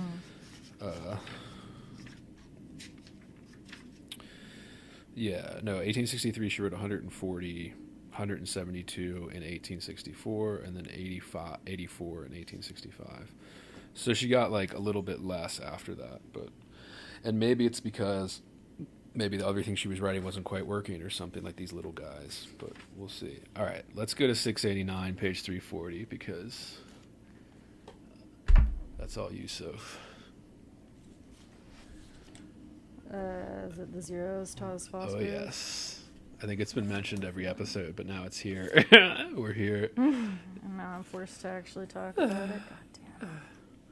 Yeah, I mean, this is where I think we see a culmination of her playing with opposites, which she was just doing on the previous pages, right? Like gain versus loss, right? Well, this is the one that, like Sophie said, always rings in her head. And well, whenever I see that comparison, right, because this one's a popular one, it's the one that springs to mind. The zeros taught us phosphorus, so cold from heat, right? We learn to like the fire by playing glaciers. When a boy and tinder guessed by power of opposite to balance odd. If white a red must be. Paralysis our primer dumb unto vitality. I'm gonna pull my notes from Vendler on this one so I don't feel like an idiot. But yeah, I mean, I always was drawn to this one. A tight little guy, sort of building, again, I think playing with opposites, but using that as like the basis for building symbolism, right? The zeros taught us phosphorus, not directly saying experience of cold teaches us the experience of heat, right? Like,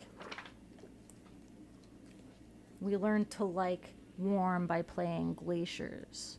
When a boy and tinder guessed by power of opposite, again, here she directly announces that she's like referring to opposites.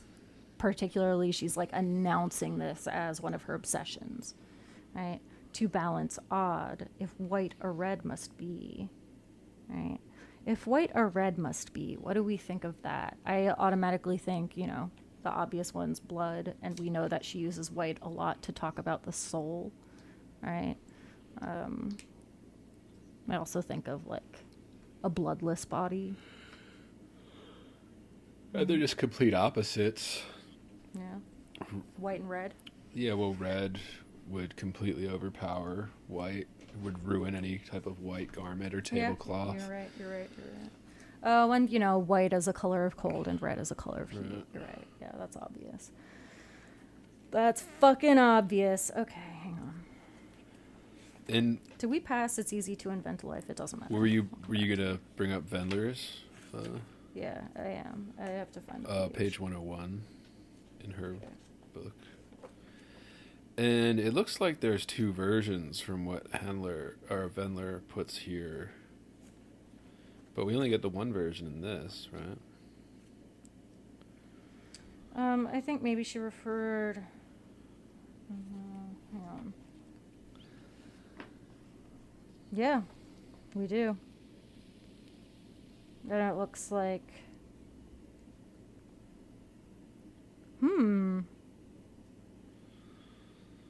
Oh, weird. Yeah, so we have here... the zeros taught us phosphorus. We learned to like the fire by handling glaciers when a boy and tinder guessed by power of opposite to equal ought. Eclipses suns imply. Paralysis our primer dumb unto vitality. As opposed to of opposite to balance odd if white a red must be. And also we have a difference between by handling glaciers, by playing glaciers, right? Interesting. I wonder why we get two versions of this in this book then. Yeah, me too. I'm kind of disappointed by that. And yeah, she starts with, so this is Vendler, page 101. Here's a translation into ordinary English. Cold taught us heat. We learned to like fire by handling glacial ice in our youth. And surrounded by chill, we guessed the existence of tinder, kindling to start a fire, by the power of opposite to equal anything at all. She says, in other words, we learn desire from deprivation. We learn to like desire from our manipulation of destitution. Yada, yada, yada. Eclipses imply suns, right? Which is funny because, again, this is not the version that we initially just read in the book, right? This is the version that Vendler has. And they do the same thing of opposite to balance odd. If white or red must be. Paralysis, our primer dumb unto vitality. And she says here paralysis, so like numbness, that comes with cold. I was thinking, paralysis, our primer dumb unto vitality. Yeah, I guess she's probably right. I was thinking like I was even thinking, like, when you're born, you can't do shit. As like a primer. But ultimately, I think she's saying, we learn one thing by its opposite. Right? I think that's just the base of the poem. I think Vendler goes into a more religious reading here that while I'm sure we'll eventually read, am not as interested in. Yeah, but that's a famous one. You should know it. It was in the first collection after her death, 1894. She also says it was typical of Dickinson to go back into a poem when she was dissatisfied with the degree to which its contours matched those of the experience she wished to convey. White is a weak way of saying ice, snow, or destitution. Red, in its vagueness, could imply blood against the whiteness of a body rather than heat.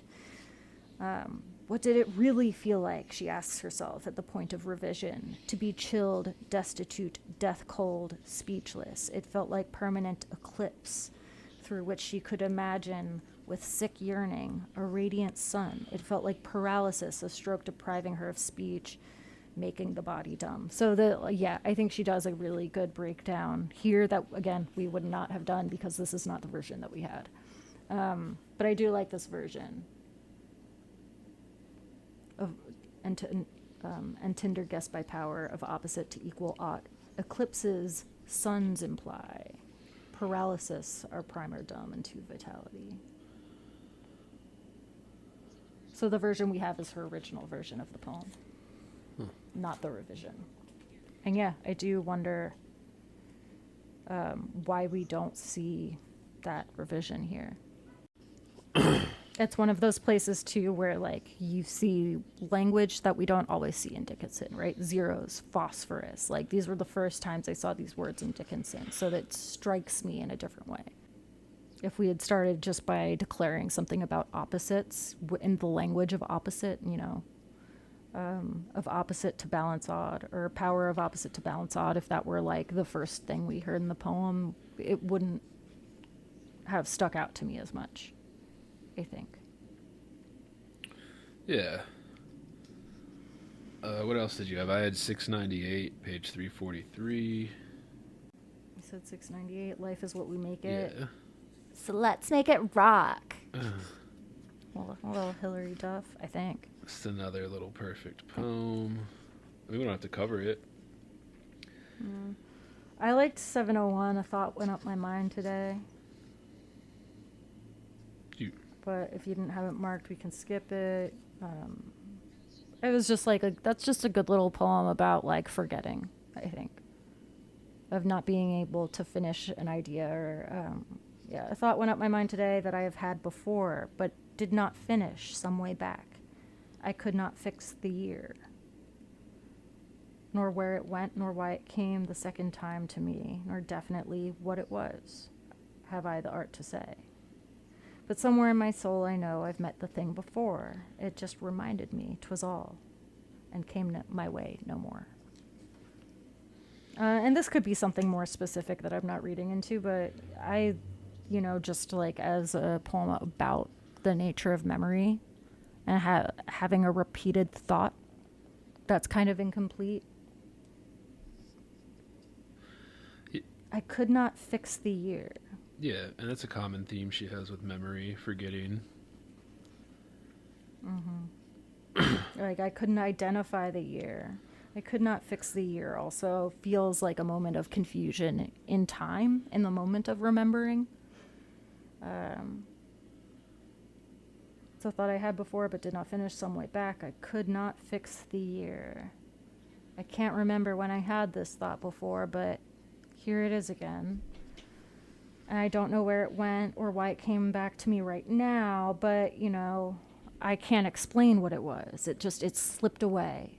The sense of something slipping away. Something that comes and goes and it slips away and you can't articulate it. I think that this poem articulates that very well. What else you got? The next one, 712, Page 350. I would say I have the most marked probably up front and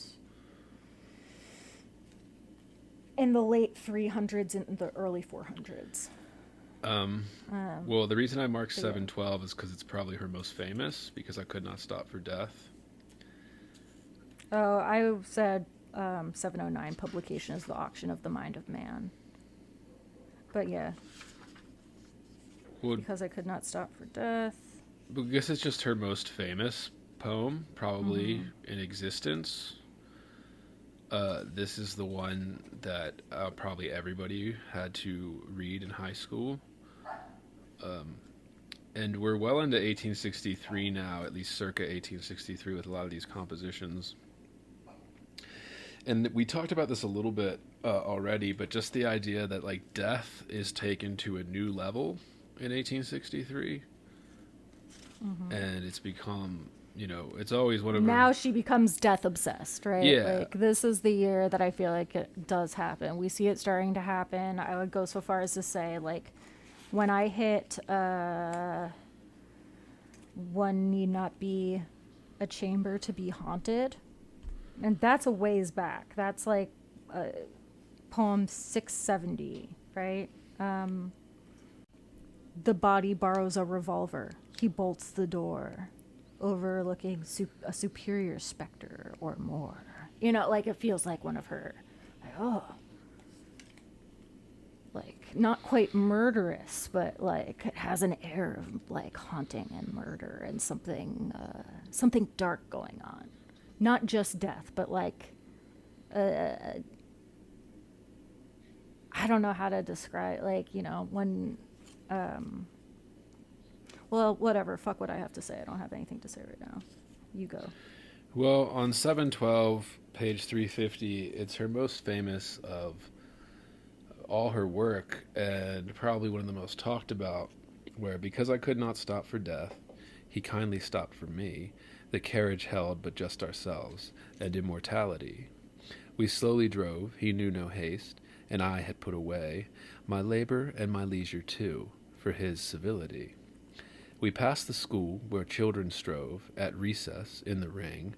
We passed the fields of gazing grain. We passed the setting sun. Or rather, he passed us. The dews drew quivering and chill, for only gossamer my gown, my tippet only tulle. We paused before a house that seemed a swelling of the ground. The roof was scarcely visible, the cornice in the ground. Since then, 'tis centuries, and yet feels shorter than the day I first surmised the horses' heads were toward eternity. This was never my favorite poem of hers. Really? And I always felt like the middle two stanzas were kind of, It's like, oh, do we need this? But You don't like it, or? I mean, it just doesn't, it's not that it's bad, it just doesn't like excite me. But yeah, tell me about it. Why is this so famous? And why is this the poem that we so often use, I think, to introduce people to Dickinson?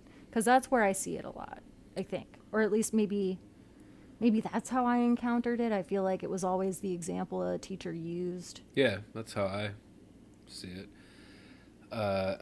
And I can still remember my high school English teacher, like sophomore year, going over it with us. He was kind of a douchebag, but still. Yeah, I mean, why is this most famous one? Well, one, because it's interesting. It covers death. And two, it's, again, pretty much perfect with her style.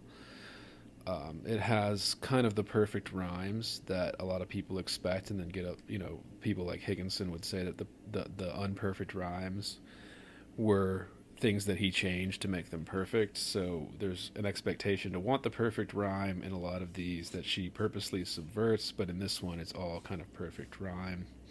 So you can see kind of her style, the themes. That's what I was gonna say it is. I think it's like the perfect example of like, here's how she has a tendency to personify things, and here's how her rhyming works, and here are the things that she's obsessed with. Like you have, I mean, really all you need is death and eternity and immortality, right? right? No, we passed the setting sun, or rather, he passed us, right? Where there is this weird thing of death stopped for me in a carriage, and on the one hand we're still, and on the other hand we're moving through these scenes, you know, because we have.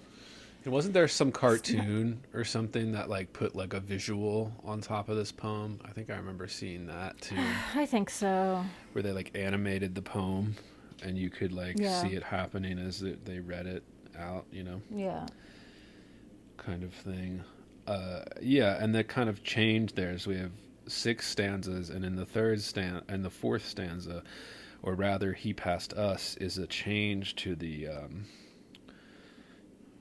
rhythm as well as the topic, right? Right, and I think, you know, because the he changes from death to the sun as the big one, but yeah, it's well, and also, is it just like correct to say, yeah, actually, the setting sun passed us, right? It passed over us, even though we were moving, it passed us. Like, you know, it's larger than us. Although I guess we are talking about death. That, and we're talking about night as well, because the dews drew quivering and chill, right? The dew that, again, it depends where you live, but usually, if like in places where you get 4 seasons, even in summertime, at night. And there's like a specific point at like, you know, dawn where though there's like the grass gets wet. There's like moisture. I remember that, like being a kid, and if you ever went like camping or something in like Maryland, Mid-Atlantic area, like even if it didn't rain, like, you know, the bottom of the tent would get wet because of like the dew and shit. Oh, all that, yeah, like, builds just a up wet ass ground. from the temperature. It's always damp well, out there. And from the temperature change, you know, it creates this kind of little bit of dew on the grass in the early morning, and then when the sun rises, it usually evaporates that off, and it's nice and dry when the sun's out fully. So there's things like that. She's in Massachusetts, so similar weather to where Sophie and I grew up, a little bit colder than where we grew up, but still 4 seasons, all that. You know, I never really realized the importance of like the 4 seasons, all 4 seasons, until I lived places that didn't have all 4 seasons. Yeah. Like where I live now, there's like 3 seasons. But even more so than like when I lived in like Louisiana, there was like 2 seasons. Basically like summer and... Yeah, I've never lived somewhere where there wasn't 4 seasons. Yeah. It's weird, dude. It's weird. I bet. But I guess it's only weird if you didn't live with it. So if you grew up there, it's not weird. It's normal. Yeah. So.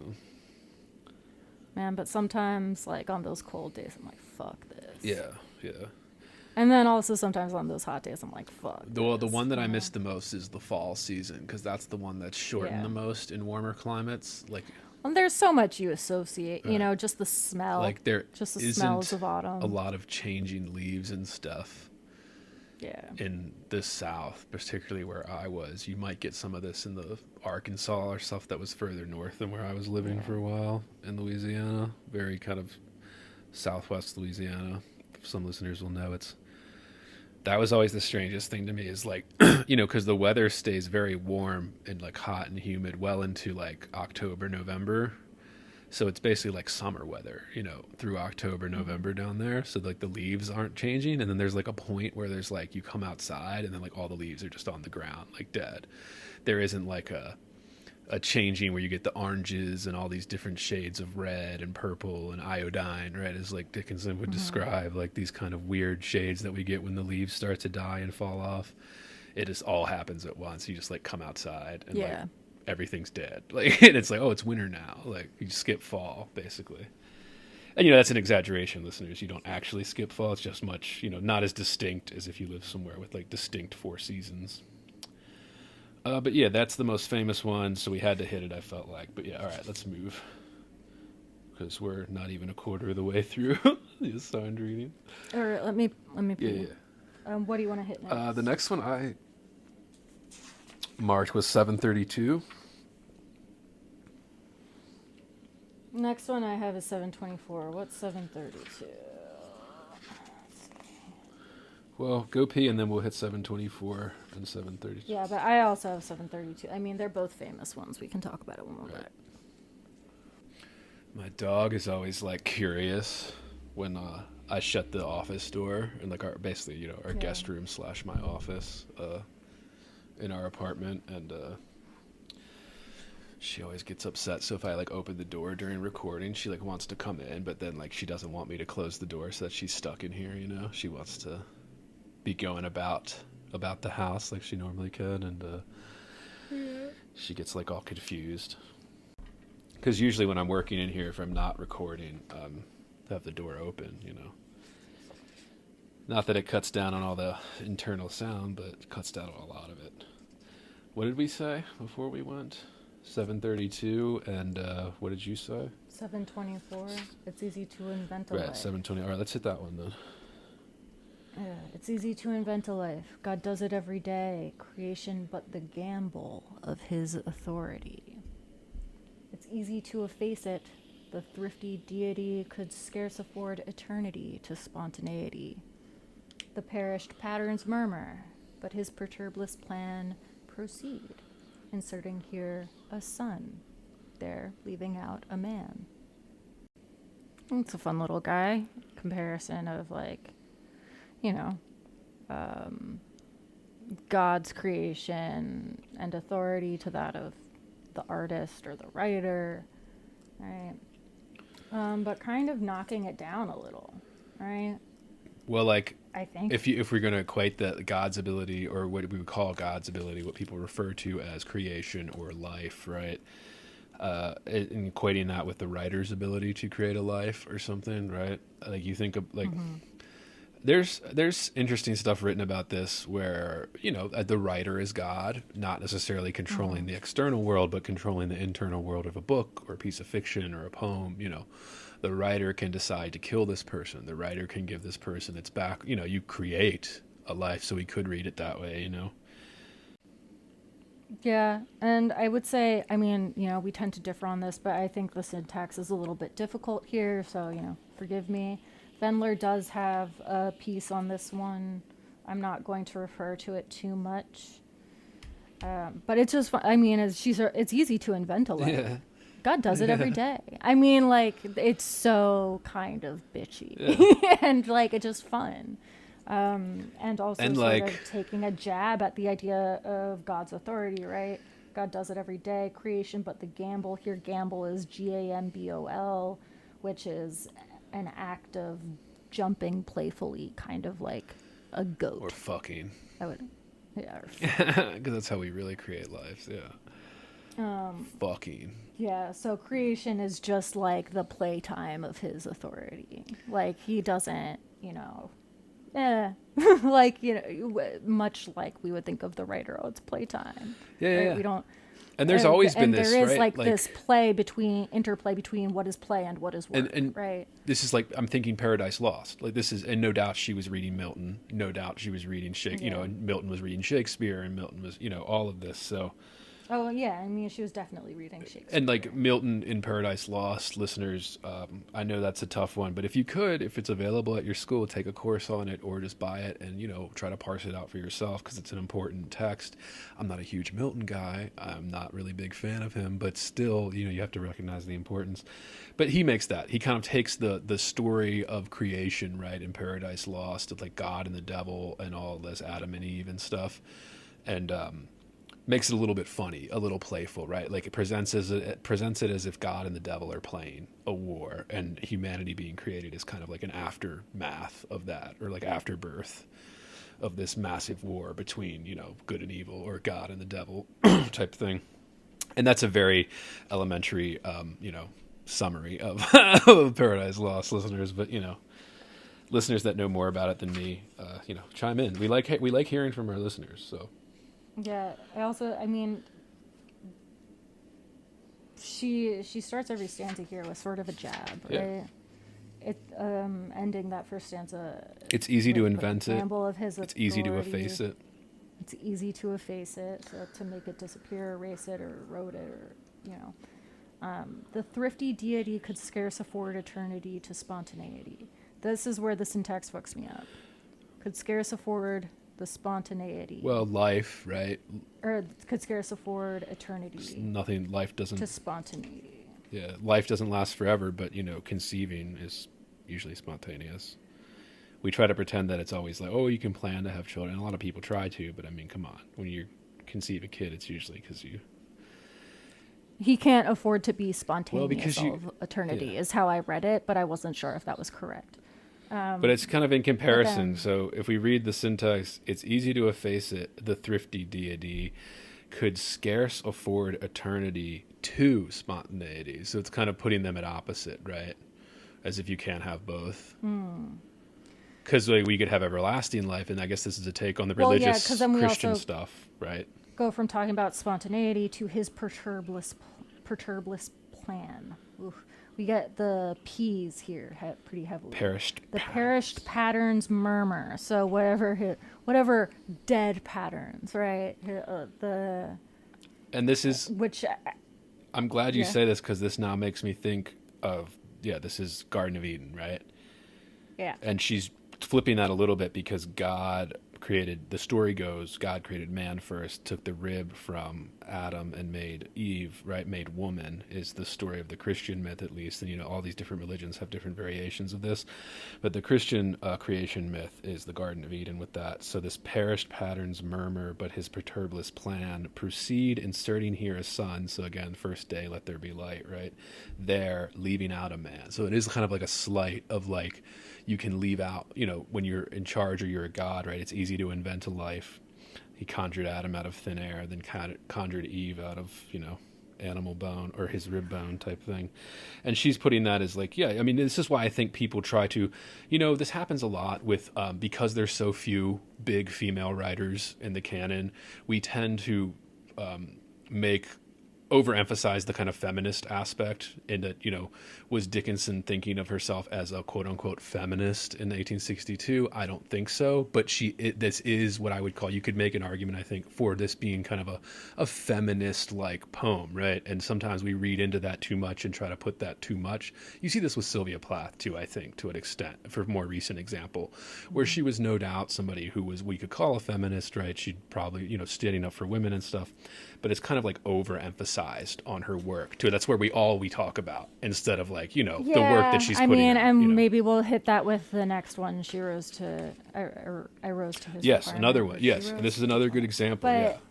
But before we move on to there, I wanted to hit, like, they're leaving out a man. Here, inserting a son, they're leaving out a man. I'm torn on these two lines. It feels almost, and yeah, like I could look it up and see what everyone has to say and blah, blah, blah, and read Vendler.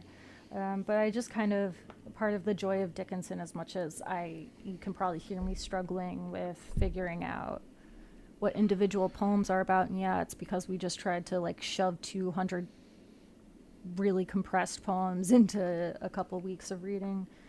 But even so, like, it's good to sort of, I think, struggle over it for myself and to try to work it out. So that's what I'm doing. And now you're thinking, making me think inserting here a son. So now it's making me think not just let there be light creation myth, but then the New Testament, Jesus, inserting here a son. Yeah, right. I God, mean, it's hard for inserting him there. Yeah. There, leaving out a man. And also, like, feels like maybe a jab, but I can't tell. I think it is, and I think so inserting here a son, there, leaving out a man, like it's. And I think it's hard to determine, again, because she was so private, so she wasn't like a big figure where she was getting interviewed all the time and like giving talks, like a Dickens or something at this time. She was doing, or Wordsworth or somebody at this time, if we're talking poetry, right? Like, it just, I think it shows that throughout all these episodes we've done, I mean, at this point, we've been talking about Dickinson's complete works, I think, for, almost 10 hours at this point. And it's like, you see it. You see the skepticism of it. Like, where not just because of her kind of, not disrespect, but like, kind of not thinking that the cloth or the religious authority figures or all that. Like, there's skepticism. And this is kind of a beginning of it too. Vendler points to that, I think. I think Vendler points to that in this poem, and it's not something I see some of that, right? Like with it's easy to invent a life, God does it every day. It's the tone of the poem, right? She's sort of downplaying what I guess she refers to, not maybe not the authority of God, but like the creation of God, or the intention of the creation of God, or his intent around creation. And that's, I think, what Vendler gets to, that I'm not quite digging deep enough into here, and I'm hesitant to really read this Vendler all the way through, because I don't want it to. I want to be able to figure it out for myself without having. And we should say entirely her that reading. We can pick up on these themes, but if we're going to go a little bit deeper than what's there, like somebody like a Vendler who would extrapolate and try to close read it to bring out a little bit more, you are going, not that it's wrong or shaky ground, but we're moving into more speculative, because it's hard to know for sure. Yeah, and but while we can point to agree on the themes that are clearly visible and the tones. Sure, and I think with someone like Vendler, it is a good practice to see where you agree with someone who is as practiced and as classically trained as Helen Vendler. Like, I think it's just a good practice to go into that few and and say, far between. What do I agree with, and what don't I agree with? But go in trying to have your own reading first, or some sense of what you think is going on, and don't be too quick to just cave to whoever else is reading. Be willing to see that, but also be open to whatever. Like, don't downplay your own reading so much that you can't have that side by side with someone like Vendler's, because I think Emily Dickinson is one of those poets where maybe while there is a writer answer, there might not always be one single explanation. And I think that through her work, and through her many drafts that we can look at, you see that she's playing with how to express these ideas differently. And sometimes even I mentioned this before, there are instances where she didn't decide on one or the other. She kept two versions of a thing. And we've seen examples of that. Yeah, and this, and this, we talk about it all the time on this podcast, so regular listeners know, like this, we talked about it with Phillips, we talk about it with color, we talk about it a lot of times when we do craft books, but even when it comes to, trusting your own authority, and that means trusting your gut to some extent, Right. And so if you think like, there's something in this that feels like it's supposed to be funny to me, it's probably because there's something that is. Right. And you can, even if you can't pinpoint it yet.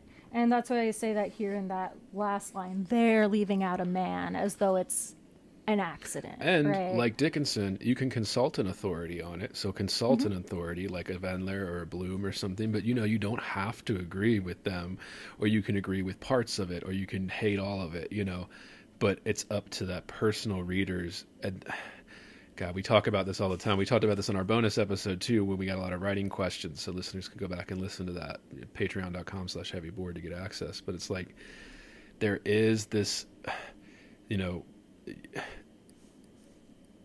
people always say there's no wrong answers when it comes to art and poetry, and there's some truth to that, but then there also, like, there can be wrong.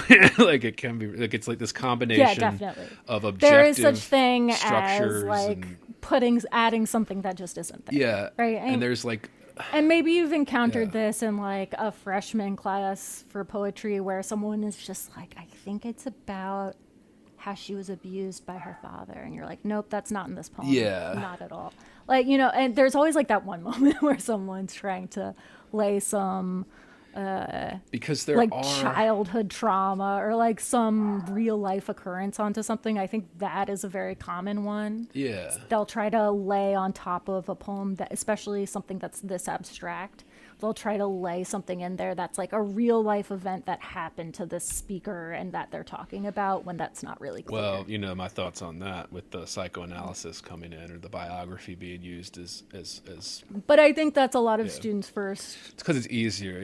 It's an answer thing to grab onto, and it could just be because you're taking Psych 101. But it is semester. Like it could also be something about the environment where poetry isn't most of what a lot of people are doing, but it is complicated. They're taking 100 level classes. Because as we point out, there's things that are objective about these art forms. So there's structural elements and other things that we can point to and say this is objective You know, you can objectively judge these.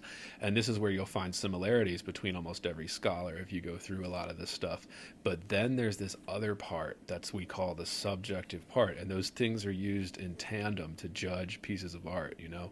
This is what makes this hairy. This is what makes everybody have different opinions, because we can agree on the objective structural and like technique stuff, but then it's up to the individual reader. And I know that's kind of a non-answer, but it's still like, it's why it's so complicated. True, right? That's why scholars argue, and why it's so much fun, to talk about what the M dashes mean, or are they M dashes even? Are they N dashes? Are they shorter? Are they longer? You know, it's hard to interpret because, again, remember, all of these were handwritten, right, on scraps. So there is so there is like a level of interpretation happening at every level, right? Which is another advice to writers: treat your manuscripts with care, even if you don't publish them, because, you know, if you do become a huge writer, it's just so much easier if you have your stuff like prepared when you hand it over to a library or something. That like so much. I think it might have been Kevin Young talking about Baldwin, because I think he's in charge of Baldwin's. At whatever that big library in New York that has Baldwin's, drafts and all that kind of stuff, his notes and all in his manuscripts. And he just talks about how Baldwin's stuff was so organized. Like Baldwin had everything dated. He had it in order in like his little storage cabinets and stuff when he died. And it just makes it a lot easier for scholars, 100 years from now, 50 years from your death, to go back. And again, I guess it's kind of like, he would say it's big-headed or grandiose to assume that's going to happen, but you never know, dude. So I would It can also be helpful just to for you personally to go back, and that's reference, why, like, I am shit at keeping the years of drafts organized. But I still have like a crate that has like every draft I ever printed out in it, or like the notebooks that I used, when I was writing, or like it's all fucking. And you should save it. You should save them. It's all saved somewhere. Even if you're like me and Sophie, who are like struggling to get any type of publications and things, some of that can just be, because maybe you lost appreciation for a poem that you wrote a while back, maybe like so that you can even just measure your own growth and like have some pride in that. Or go back and be like, wow, I was like, I was obsessed with this thing at this time, but it didn't really pan out. And maybe I can take this idea and use it there. Like it becomes right, and you can organize. What some people would call like, like it's your graveyard. Like these are your rejected things that you haven't put out to the world, but you can always sort of use those things. And it allows you to organize it. So it's like organizing it's like an external organization of the internal chaos, of the brain or something. This kind of, where we have all these thoughts bouncing around and they can only come out in pieces, years apart from one another. If you're organized with it, it's easier to go back and connect those two things. I am really not. Like, it's really, a lot of my stuff is saved electronically, and I don't have a printer now. So, like, if you don't have a fucking printer, have a really good organized Google Drive. Mine is not. I've tried to do better with that, but, like, it's all there,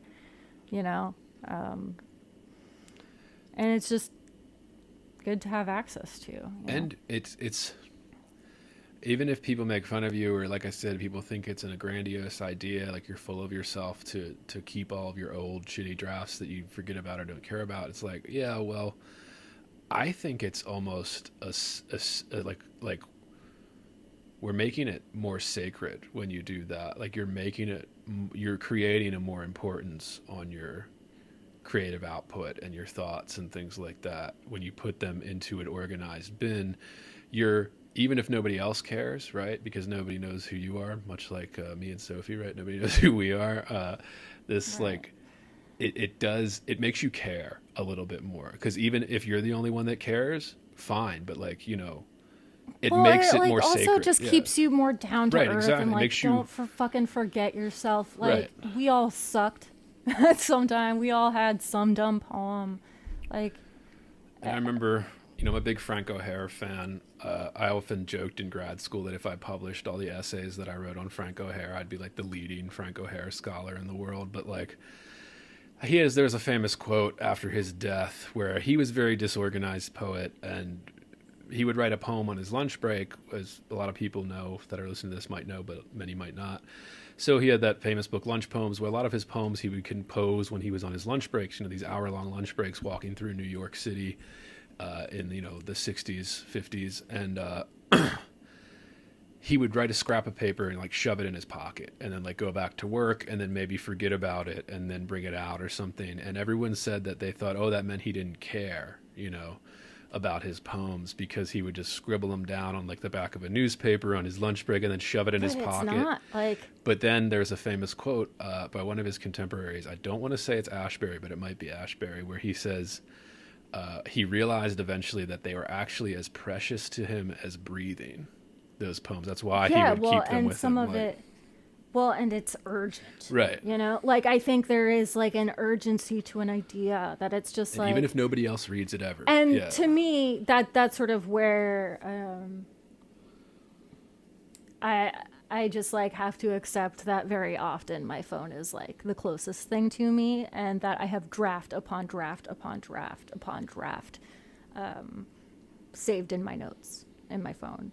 And that as much as I want, as much as I just use Notes. The Apple, and then because then you can just Apple iPhone Notes. Right. It's just a note, the whatever comes on the phone. And there are other things you can use. I just find that that's easy to open and just write your shit and you don't jot have to down a note. Subscribe or pay for it. It's it just saves automatically. Yeah. It's connected to all of your accounts, so it's saved. You're not going to lose it if your phone crashes, whatever. And it's really easy, if you're someone like me that you have the G Suite on your phone. I have my Google Drive on my phone. I have Docs on my phone.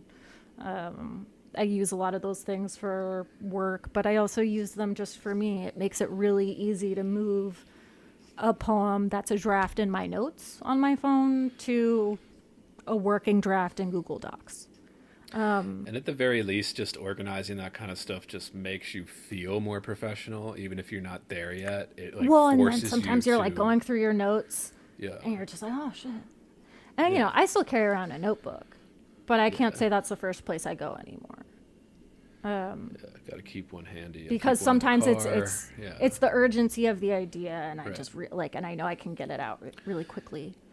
That's what we say with everything. I think everybody, just carry this stuff with you, because if you carry it with you, you'll have a moment where you'll be able to go through it, or something will come to you, or you'll read a book or whatever. You carry a book around, carry a notebook around, and you'll be good, man. You can be fucking Ginsberg, just fucking wandering the earth and write down your inspirations. And in something like Notes, it's also easy to just copy and paste the whole draft again, and then rework it, and then keep track of it that way, and you can still sort of see what has changed over time. Maybe you want to go back to this other draft. We don't have to harp on about this, but I don't even fucking remember. Oh, we were talking about letters and shit. Letters. But think of it as keeping I keep all the cards that I get now. Yeah, I do that too. I started doing that, I think, during grad school. I started a card box. I have shit that I kept that was from your wedding. Right. I think just stuff that I think, someday I might want to. I keep every card people send me. Yeah. So even a dumb birthday card from an uncle or something, I save it and put it in that box. Especially from family, I do. Friends. And that Sophie sends me postcards and stuff. I'll keep them, Yeah, I mean, that's and you it's the same kind of thing. Right. You might be happy to have it. No, it's not the same thing as going back and seeing I'm happy I have this piece of writing from my grandma. That's different. But it's still. But it's not entirely removed from it either, It's still not as important as a note from a grandma, but and it can show you something. You can surprise yourself. You can go back and see oh, this is this thing I was doing before, and And there's something I really sacred hated it, about and maybe it wasn't. Yeah, I mean it's keeping your diaries. Right. Right. I think it's like that. It's and especially you're getting cards, you're getting stuff from people that care about I guess I could see the argument that it's junk for a lot of them. What am I going to do with a birthday card from 6 years ago? But I don't know. I think there's something. People die. Exactly. You People know? die, and it makes it a little bit more. I keep saying the word sacred, but I can't think of a different one. Well, by keeping it, you're giving it an An importance, importance, right? yeah, that's a better way to put it. Yeah. You say, I see this as significant enough to keep in my life. Or Even if you never look at it again, it's indefinitely. just like this is a spot. Like, yeah, I mean, and because of that, I think I still have like a perfect image in my head, and I could still go pull it out. But like, I remember what I think was probably the last birthday card I received from my grandmother. right. And like, it's in my head now, and I know that's in part because I was like, I'm saving this. And I don't know that I would remember it had I not put it in that box. And it's like, as you get older too, man, like we're old enough now where, okay, you know, my wife, we get anniversary cards, we get, you know, Christmas cards, you know, all that kind of stuff, you know, after you've lived a little bit more life and you've collected more friends and more things that you celebrate every year and things like an anniversary or something, you know. Well, yeah, and it can just be a way of just saying like, this is what I was going through in this moment, and it can just enlighten you about yourself, like if not anything at all about your poetry or about your career as a writer. You know, maybe someday you throw that shit away, like fine, but Yeah, I'm probably never gonna throw it away. I think my kids will. I'm bad at throwing shit away. When I'm dead, maybe. I don't have children, Yeah. so maybe that might not even happen. But all right, so we left off page 359, number 732, and we were talking a little bit before we started talking about saving your records of your writing and correspondences and stuff. A little bit about like the feminist angle that can kind of get over projected onto writers from the past. Right. But I think, especially I think in American literature, it's Yeah. Emily Dickinson, because she was like the first American, right, at a time where woman poet that we recognized. Again, I am sure there were other people writing. I'm sure there were other women writing. This is the one that we have record of, you know, but we tend to emphasize her alongside Walt Whitman as like the first American poets, the first major American poets. Yeah, and that's mostly because they started doing something different than like the kind of legacy of the British literature that America was birthed from, you know. So they started doing something more original, and this was, you know, almost 100 years after both Whitman and Dickinson, almost 100 years after the separation of, you know, the kind of the British and the American. But yeah, so, and this was one that I think clearly is what we could call a feminist Yeah. poem. But you know, be careful with that, because that's the only reason I said just be careful putting too much emphasis into that reading, because again, this was composed in 1863, where you know, yeah. So the we had vision slaves. of what feminism would be is quite Yeah, different. yeah, like yeah, there were slaves. we wouldn't It let was like- slaves and it was- women learn how to read and write. Like we just didn't let that happen because of racism and sexism and all this stuff. So like it's just Yeah, I mean, like, part you of it, know, but- education was still very scarce for women, Right, unless you and were also rich, still yeah. very, very separate. And even with Emily Dickinson, I don't think she stayed the whole time. I don't think like she went to Mount Holyoke, and I don't think she stayed. And the funny thing there is like that it was still also very, very, very religious, especially like if you were in fucking New England, which she was, you know. You're in religious territory. yeah, I mean, during that period, generally, you are, right? yeah. But yeah, okay. So this one is, and Yeah. well, let's read it and then we'll talk what our notes were. So you marked this one too, right? I did after the fact because I was like, oh, that's there. Yeah, and this, I guess we should talk about it. and this is kind of like a more famous one. She rose to his requirement, dropped the playthings of her life, to take the honorable work of woman and of wife. If aught she missed in her new day, of amplitude or awe, or first perspective or the gold, in using wear away, it lay unmentioned as the sea, develop pearl and weed, but only to himself be known, the fathoms they abide. And, you know, this kind of, so right away we get this kind of rose to his requirement and put the playthings of her life, right? This kind of, I get marriage right away, of woman and of wife, right? Yeah, and you can also say his, okay, man, we have God, right? Capital he, him, his. She rose to his requirement, dropped the playthings of her life. You know, these aren't really named. To take the honorable work of woman and of wife, right? We also know that this is not true to Emily Dickinson's life. This is a non-Emily Dickinson. I mean, this is one of her speakers, but this isn't. She didn't get We married. could not say this one is the poet, right? I wonder, did she have proposals? I imagine she might have, right? I imagine. That she but might have again, turned down and brought disgrace to the family or something. Maybe we overemphasize her reclusiveness, but there are some really strange accounts that where in the later or second half of her life, she did really sort of shut people out and would not be seen very often or by very many. But we only know so much, right? Like I haven't done that depth of scholarship and probably will not. But and there is a little bit of many scholars will say that. I did get a little bit of a hint of like a cultural clash.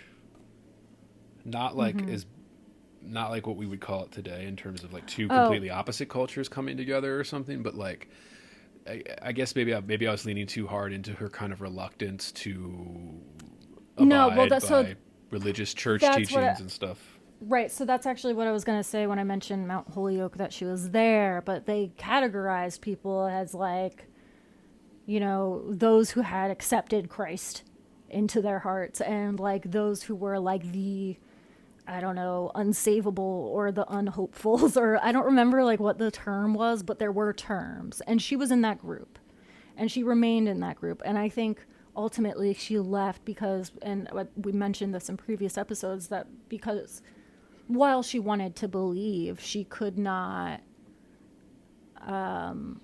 blindly do so. And she still questioned, and that was seen, I think, probably as being sort of unhopeful, you know, not able to be saved, not...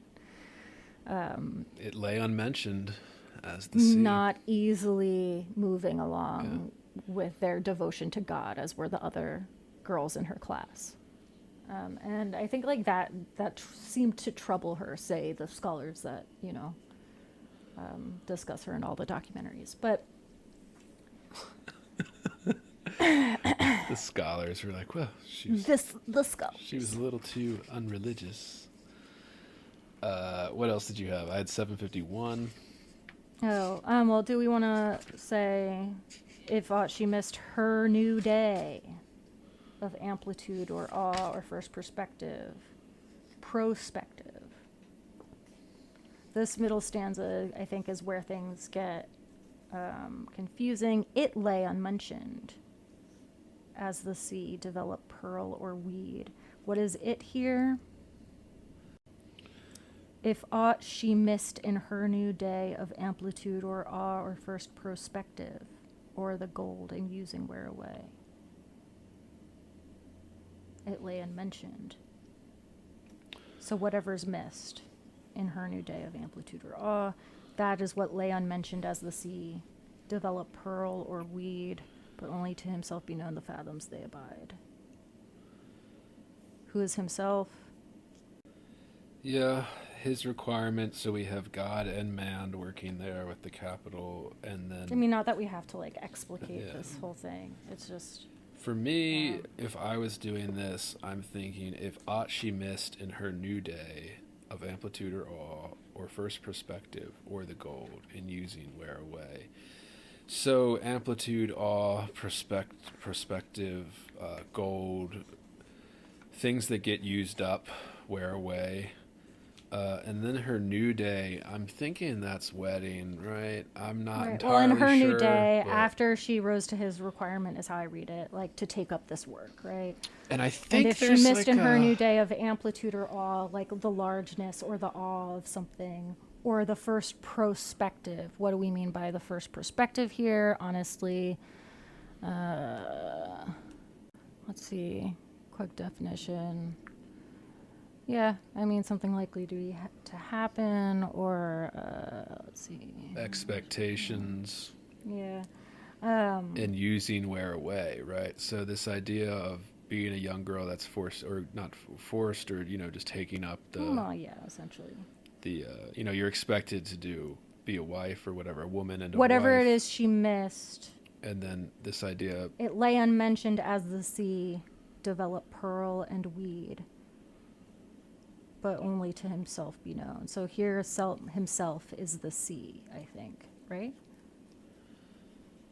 Land mentioned as the sea develop pearl or weed, but only to himself be known. The fathoms they abide. Yeah, I don't know. I guess it could be sea, or I would say that himself is still the kind of God or the man, whatever's requiring the speaker to do this. But and then I think develop pearl and weeds, so the things that lay silently at the bottom of the ocean floor and stuff. I think it's very possible also that here we're talking about oneself as the sea. It lay unmentioned as the sea develop pearl and weed, so as the woman develop these things in her depths, right? I feel like that's kind of a gross phrase that I just said, and I'm sorry. Well, I mean, I want to apologize for that, but that's I think gross only if we took it literally. Yeah, I mean, it was just the depths of her pussy. Yeah, but we mean her depth, her weedy depth. Yeah. But then you get the only pearls. To himself be known, the fathoms they abide. I mean, the good and the self bad. is knowing their own depth. Yeah, the good and the bad. Develop the pearls, these things of beauty, rarity, expense, and then also the weeds, right? The kelp, the sea stuff, all that gets tangled and messes up. You have to dig through to get the pearls. I had also read this as himself here, as his requirements. I think I originally read it that way, and in fact, I think it was a student that was actually, I think it's this. And I was like, I think you're correct. Yeah. I think you're right. Yeah. Thank you. But yeah, we can move on.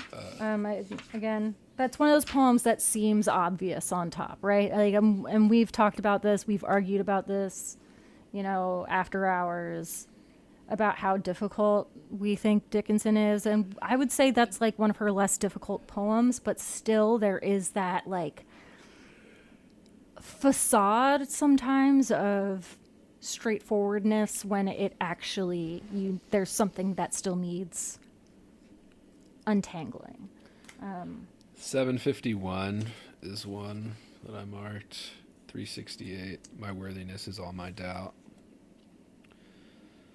Another perfect one. Yeah, I think I said the same thing of remorse's memory awake. That's 744, but we can jump because we don't have enough time to go over all these. Growth of man like growth of nature. Wait, what one did you say? 751, page 368. Oh, okay. It's at 750. My worthiness is all my doubt, his merit all my fear, contrasting which my quality do lowlier appear.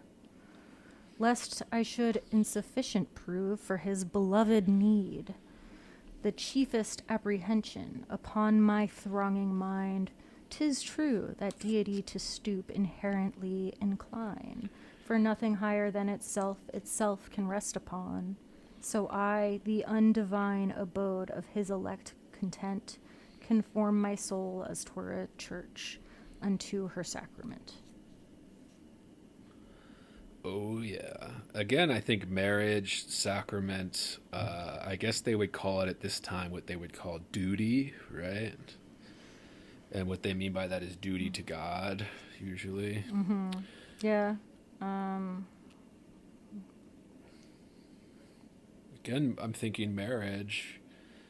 And I wonder at this time, because these were both 1863, and again, we're getting speculative here with biography, which we try to avoid, but this what made me think is she was probably getting marriage proposals, because if she was 32, 33 and from a wealthier family, it would be, she would basically be considered an old maid, right, at this point, and the family would be Yeah, desperate to get I her think to people be considered her married, somewhat strange, maybe, and they would but be desperate that's to marry her also off. I'm not sure. Kind of. So Yeah, she was probably getting these older men that she was probably very not interested in at all. And I know there's speculation about her sexual orientation and stuff like that, that she might have not been interested in men at all. I mean, we don't know. We can only yeah. I speculate, but guess because she didn't get married, my inclination is always to read it as God. same thing, because God and marriage, that was what Yeah.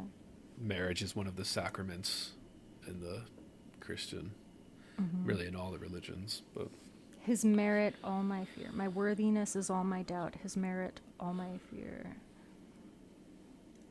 Yeah, I mean, that rings true of God to me, right? If he is real, I doubt my worthiness. And I am fearful of that, essentially, right? Like, it's his merit that I'm fearful of, if he is true. Or am I not untwisting that right? Whatever.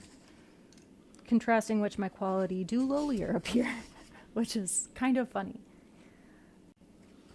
yeah, another good one. I think I sent you a picture of this one. 776, page 378. Purple, the color of a queen, is this. Yeah. Let me see. Yeah, damn, I marked a lot, dude. I mean, Do you want to cover any of them? Or? I feel like we should maybe mention my life had stood a loaded gun. Page number? I mean, it's on the page we were just on, 369, 754. But, I mean, we don't have to go over this. This is also a long one to go over. But I think it's worth mentioning that it's one of the most deliberated on, I think, in terms of how to sort of determine what it means. Right? My life had stood a loaded gun. What does that mean? And it has this really intense ending, for I have but the power to kill without the power to die. Or, yeah, though then he may longer live. He longer must than I. For I have but the power to kill without the power to die. Yeah, we don't have to talk about it. I'm just always interested. This isn't one that I've mastered yet. Well, on 378, number 776, the reason I marked it, and I think you'll see it right away. I think I sent you a picture of this, but I can't remember as we were reading. Yeah, the purple. Purple, and the reason I mark it for people just listening is purple is a single word by itself, single stanza even. It's almost acting like a title. And centered. Yeah. Almost acting like a title. I don't want to go that far, but it's almost right, acting because as it a has title. an M dash. Yeah. So. And of course we know she doesn't title her poems, or didn't when she was living. But yeah, Again, yeah. I guess what I just want to know, like, what do we think of this change in form? Because the rest of the poem does kind of follow the usual form that we're become accustomed to at Dickinson, but Yeah, again, this feels like a play on, like, definition, right? But, like, what is purple? Like, what does purple mean to me, right? Purple is the color. No, the color of a queen is this. Like, if we didn't have that, it would almost feel riddle-like. It feels like she's giving us the answer before she gives us the rest. So purple, the color of a queen is this. The color of a sun at setting, this and amber, beryl and this at noon. And when at night auroran widths, flying suddenly on men, 'tis this and witchcraft. Nature keeps a rank for iodine. And witchcraft. That's the one that stands out to me in this one. It's not just the structural thing. It's like, yes, everything else follows from this. And we see all these things where purple have come into play before when we've talked about things like the setting sun or royalty.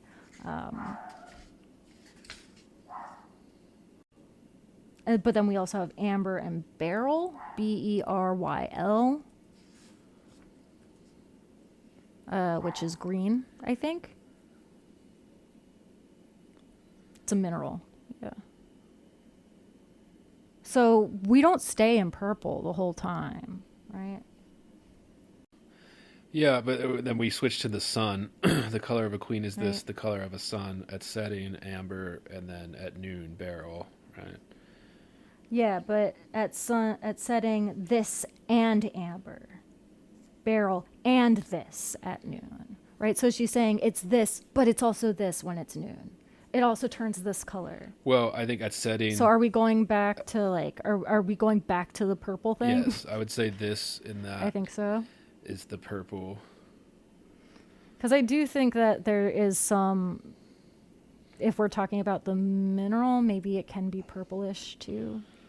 Well, just at setting this in amber, so like purple, the color of a queen, is this. Oh, beryl and this at noon. Yeah. It is beryl at noon. Is green at noon.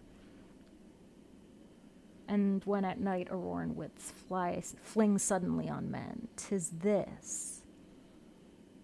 Again, we get 'tis this. And we get that, elusive this, right? Well, in this kind of circumstance, I would say this would be the changing light coming from the sun. 'Tis this and witchcraft nature keeps a rank behind. Is the, if we were to say tis the colors of the sun and witchcraft nature keeps a rank for iodine, like Sophie said, the kind of iodine color. Yeah. Yeah, this one I'm still... this one's really, I think, again, an interesting, playful, one that you can read again and again and still be like, which one, what this does this belong to? Which this is this? And the reason I pointed it out is I think it's indicating of the confidence that we've already talked about on all these episodes, but like the confidence of her willingness to change the pattern that she was working in, this kind of... She was becoming less afraid of challenging even her own kind of expectations with this kind of... And then just putting purple by itself and centered like that is just much more powerful than we'd seen it used before. So I was just, stood out to me reading through a full, entire works like this, that this one's not quite like the others, even though it is quite like the others. It's like... This one's not quite the same as the others. That's why. Yeah. It does stand out. I did the same for 799 too, because there was another single line, but we can skip ahead of that one. I mean, I felt that way kind of about even... God, where... what page were we on? Just on... 368. Yeah, so even back a little bit, presentiment is that long shadow on the lawn, indicative that suns go down. The notice to the startled grass that darkness is about to pass. I mean, that one felt really different. That's page 374. We have these long lines. It's really short, but it doesn't feel incomplete. It's 2 stanzas, two couplets. Lawn, down, grass, pass. We have a slant rhyme and then a straight up rhyme. And there was one I marked on poem 799 because there was another single line, but we already talked about her using a single line last episode. But I also marked 801 on page 391. Let's see. Damn, there are so many good ones too. Just shout out to 780. The truth is stirless. That it is.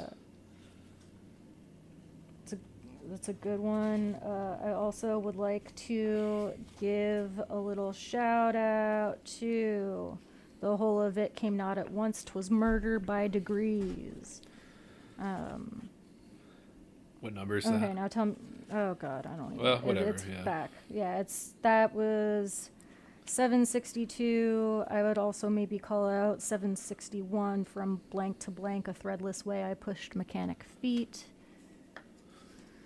That's a fun little play on poetry right there. Anyway, we're on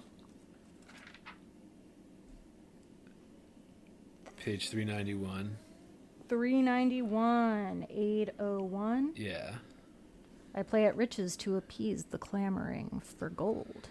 It kept me It from kept me free from a thief, I think. Yeah, go on. yeah. For often, overbold, with want and opportunity, I could have done a sin, and been myself that easy thing, an independent man. But often as my lot displays, too hungry to be born, I deem myself what I would be, a novel comforting. My poverty and I derive, we question if the man, who own esteem the opulence, as we, who never can, should ever these exploring hands chance sovereign on a mine, or in the long, uneven term, to win become their turn. How fitter they will be for want, enlightening so well, I know not which, desire or grant, be wholly beautiful. Yeah. That's one where, like, I feel like when you glance over it and you see those last lines, you're like, yeah, I get the gist of this. You know, sometimes she has like a line at the end that feels like it explains everything, but it doesn't necessarily. Well, the very first line I play at riches and the last couple, desire, grant, be wholly beautiful, right? Yeah. This, Desire or grant be wholly beautiful. and Yeah. I think she is doing something, again, it's the same type of form that we've been praising this all three episodes so far, but I just think that the wealth and then beauty and gold all being kind of put into the same poem, and I play at riches to I appease. play at riches. Yeah, which I would assume we are talking about poetry again here, largely, right? Or maybe not poetry, maybe it's just referring to the things that often she identifies in poetry as beauty, as riches, as, you know, the sun setting, as purple is the color of a queen, as, you know, these, the clover and the bee and all of these things, right? Yeah, and I, just I think there's a little, if we talk themes, there's themes of money isn't everything, or that the right. speaker would Well, and when clearly, we're talking about riches here, we're not talking. What I'm saying is, it's clear we're not talking about. We're not talking about gold, right? She's appeasing the clamoring for gold, right? It kept me from a thief, I think. For often overbold with want and opportunity, I could have done a sin. I don't know why that makes me laugh. I could have done a sin. yeah. I did a sin. My poverty I and I did it. derive, we question if the man who own Yeah. esteem the opulence, as we who never can. And again, the kind of what wealth gets you, right? And how I think she's making it look silly, but then she's also talking about desire, grant, be wholly beautiful, and I know not which, desire or grant. Yeah, Be or wholly. granting, like granting desire, right? Yeah. Like the grant of the desire being granted is how I read that. Is that how you read Yeah, that? I think that makes sense. Um, But yeah, I should mean, ever this is these a great exploring one. hands chance sovereign on a mine, or in the long uneven term? I.e., Yeah. gold, right? Right. In a gold mine or a diamond And mine. sovereign being like, her own, my own mine. And how it would be wasted on her, basically. It would be. Right. But yeah, another good one. Perfect. What am I thinking? Yeah, I mean, it is. It's a great one. I'm glad we went over it That's because it. I didn't mark it, but like it's one that I passed over. I was like, should I mark it? I won't mark it. I've marked too many. I marked 805, but I think I didn't write down notes because I think that was just for me to memorize. And so Yeah. same with 810. Because here, okay, so right at that point, we're page 393 into page. This is where we move into 1864. Yeah, that's what I was going to say. In 394, we start to move into 1864, and it looks like those first couple ones that are, again, these are estimates, so it says circa 1864, right? So it looks like those first couple she wrote towards the end of 1863 and into the beginning of 1864, at least if we're going by the package she had in her drawer. There are a couple little guys that she was just kind of putting out, and that's why I like the little ones to try and memorize later, but these little guys going through all that stuff. But we don't have to hit that. We can move on. Let's see. Let's see, what else did I Mark, I had some notes on 812, but I don't really have much. I mean, I haven't figured that one out yet. Okay, I'll read off the ones that I've marked on my notes so far. So 824, 858, 875, 937, 947, and 988 are the last ones I have in my notes. Wait, so did you say 824 was the next one? Yeah. Yeah, that's the next one I have. All right, let's go there then. I have some old ones that I have marked that are like old post-its that I left. But I think that like 820 is just because of a force illegible rang in my mind. I was like, I've heard this one before. But well, 824 I think is a good one to hit on page 399 because we have another. We do have two. Yeah, it's another one of those two version poems, which is, we saw that in Vendler, and I was surprised we didn't have more of the revised versions in this complete poems book. But I guess that's well, especially when in the versions that they give us, they keep giving us versions of poems that don't change very drastically. I don't think, or from what I see. Yeah, it changes a good bit. With this one, I think, like in the last one we talked about last episode, I thought that the revision didn't necessarily improve it, but I thought in this one, the revision was very clearly improved the original version. Yeah, do you want to read them? Do you want to read one? Let's read the revised one on the second version. Okay. The wind began to rock the grass with threatening tunes and low. He threw a menace at the earth, a menace at the sky. The leaves unhooked themselves from trees, all started, all abroad. The dust did scoop itself like hands and threw away the road. The wagons quickened on the streets, the thunder hurried slow. The lightning showed a yellow beak and then a livid claw. The birds put up the bars to nest, the cattle fled to barns. There came one drop of giant rain, and then, as if the hands that held the dams had parted hold, the waters wrecked the sky, but overlooked my father's house, just quartering a tree. Yeah, wow, there are a lot of differences here that I didn't mark in my notes. I mean, the most obvious one is like the stanzas. I mean, well, yeah, the stanzas is one that I marked, but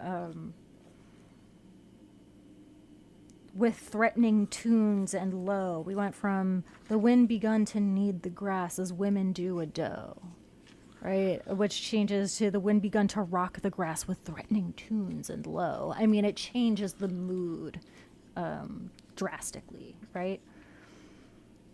He threw a menace at the earth, a menace at the sky. And it just... he flung a handful at the plain, a handful at the sky. Right? It becomes much stronger. And it's, yeah, I mean, the difference between with threatening tunes and low and as women do a doe is night and day, man. I mean, yeah, as women do a doe is, corny. Well, first of all, it's since also we're already a simile, talking about which is need. almost always not as strong as a metaphor. Right now, we're referring to tunes. They're threatening tunes and low. This is what they are, not, in the same way that women might need a doe.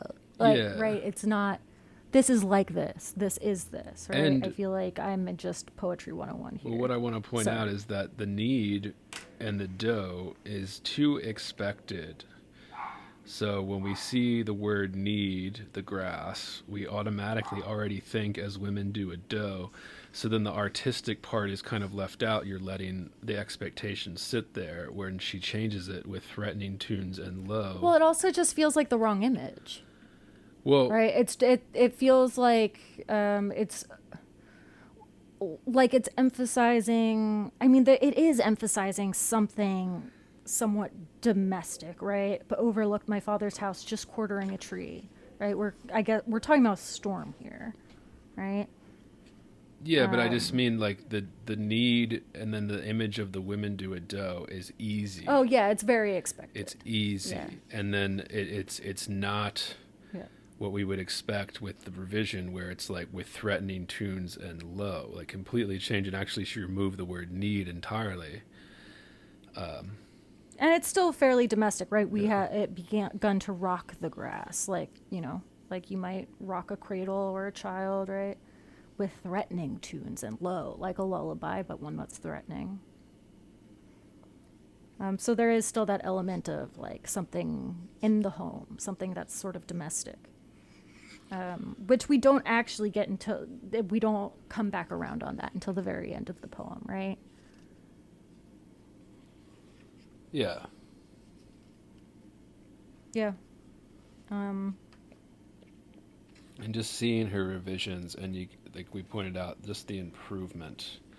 Whereas last time it seemed like the two versions we got, it kind of she wasn't quite getting where she was intending to get, and then this one you just see the stark difference between the two. So check that out, listeners, between page 399 and 400 here with these. And there's a few of these, as we've already mentioned, that go up. You get revisions back to back, which is nice, the way to see it, the way to read it when you're reading complete works. What else do you have? I had 858, 875, 937, 947, and 988. Oh, there's so many. But I don't know if I got all the way to... I don't think I even got all the way to 988. Wait, maybe I did. Never mind. Yeah, it's about page 460 for 988. But 858, this chasm, sweet upon my life. I mentioned it to you. Did you want to hit that one? Well, we don't have to. Yeah, I mean, start talking. Well, when sunrise through a fissure drop, the day must follow too. If we demur, its gaping sides discloses 'twere a tomb, ourself am lying straight wherein, the favourite of doom. When it has just contained a life, then, darling, it will close, and yet so bolder every day, so turbulent it grows. I'm tempted half to stitch it up with remaining breath. I should not miss in yielding, though. To him it would be death. And so I bear it big about, my burial before, a life quite ready to depart, can harass me no more. Yeah.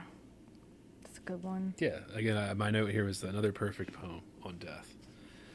Was my note. Yeah, this is another one that I think, like, it feels like a perfect poem, but again, I'm not sure, like, it doesn't feel simple to me at all, right? This chasm sweet upon my life. So are we talking to someone called Sweet here? Is this an address? This chasm sweet upon my life, or is it the chasm that is sweet? I'm going to say we're talking... I guess that can be read either way. This chasm sweet upon my life. I mention it to you. I think it's referring to the chasm. Yeah. Yeah. That was the first way I read it. Yeah. But I think that either would work. I mention it to you. When sunrise through a fissure drop. What's a fissure here? I would imagine a hole or some type of... Let's see. If we don't want to say distinct hole, crack in the blinds. A tear. Tear in the blinds. Yeah.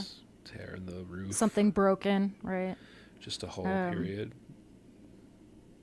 Yeah, but like a hole that doesn't just... I don't know. It doesn't matter. Like, yeah, like a crack. It's the ass crack of the sky. When sunrise through a fissure drop, the day must follow too. So yeah, we're following the image of chasm. The day as a chasm, or the night as a chasm. If we demur, its gaping sides discloses we're a tomb. So lying... I guess I think about like lying in bed at night, right? At the end of the day. And pretending you're being buried in a tomb. Yeah. But, yeah. 875. We also have 861, shout out, split the lark, you'll find the music, bulb after bulb, in silver rolled. Do you want to talk about it? I'm sure. I mean, classic Dickinson use of silver, silver-tongued, right? Music, right? She's big on birds, so, you know, which I think I tend to like sometimes get sick of, but I also depend on this as like a constant image too. Right. But yeah, we don't really have to talk about it. There's something about, there is a She's talking playful about the something bird, here. right? Yeah. Bulb after bulb and silver rolled scantily dealt to the summer morning, saved for your ear when lutes be old. Loose the flood, I'm assuming, of music. You shall find it patent, gush after gush reserved for you. Scarlet experiment, septic Thomas. Now do you doubt that your bird was true?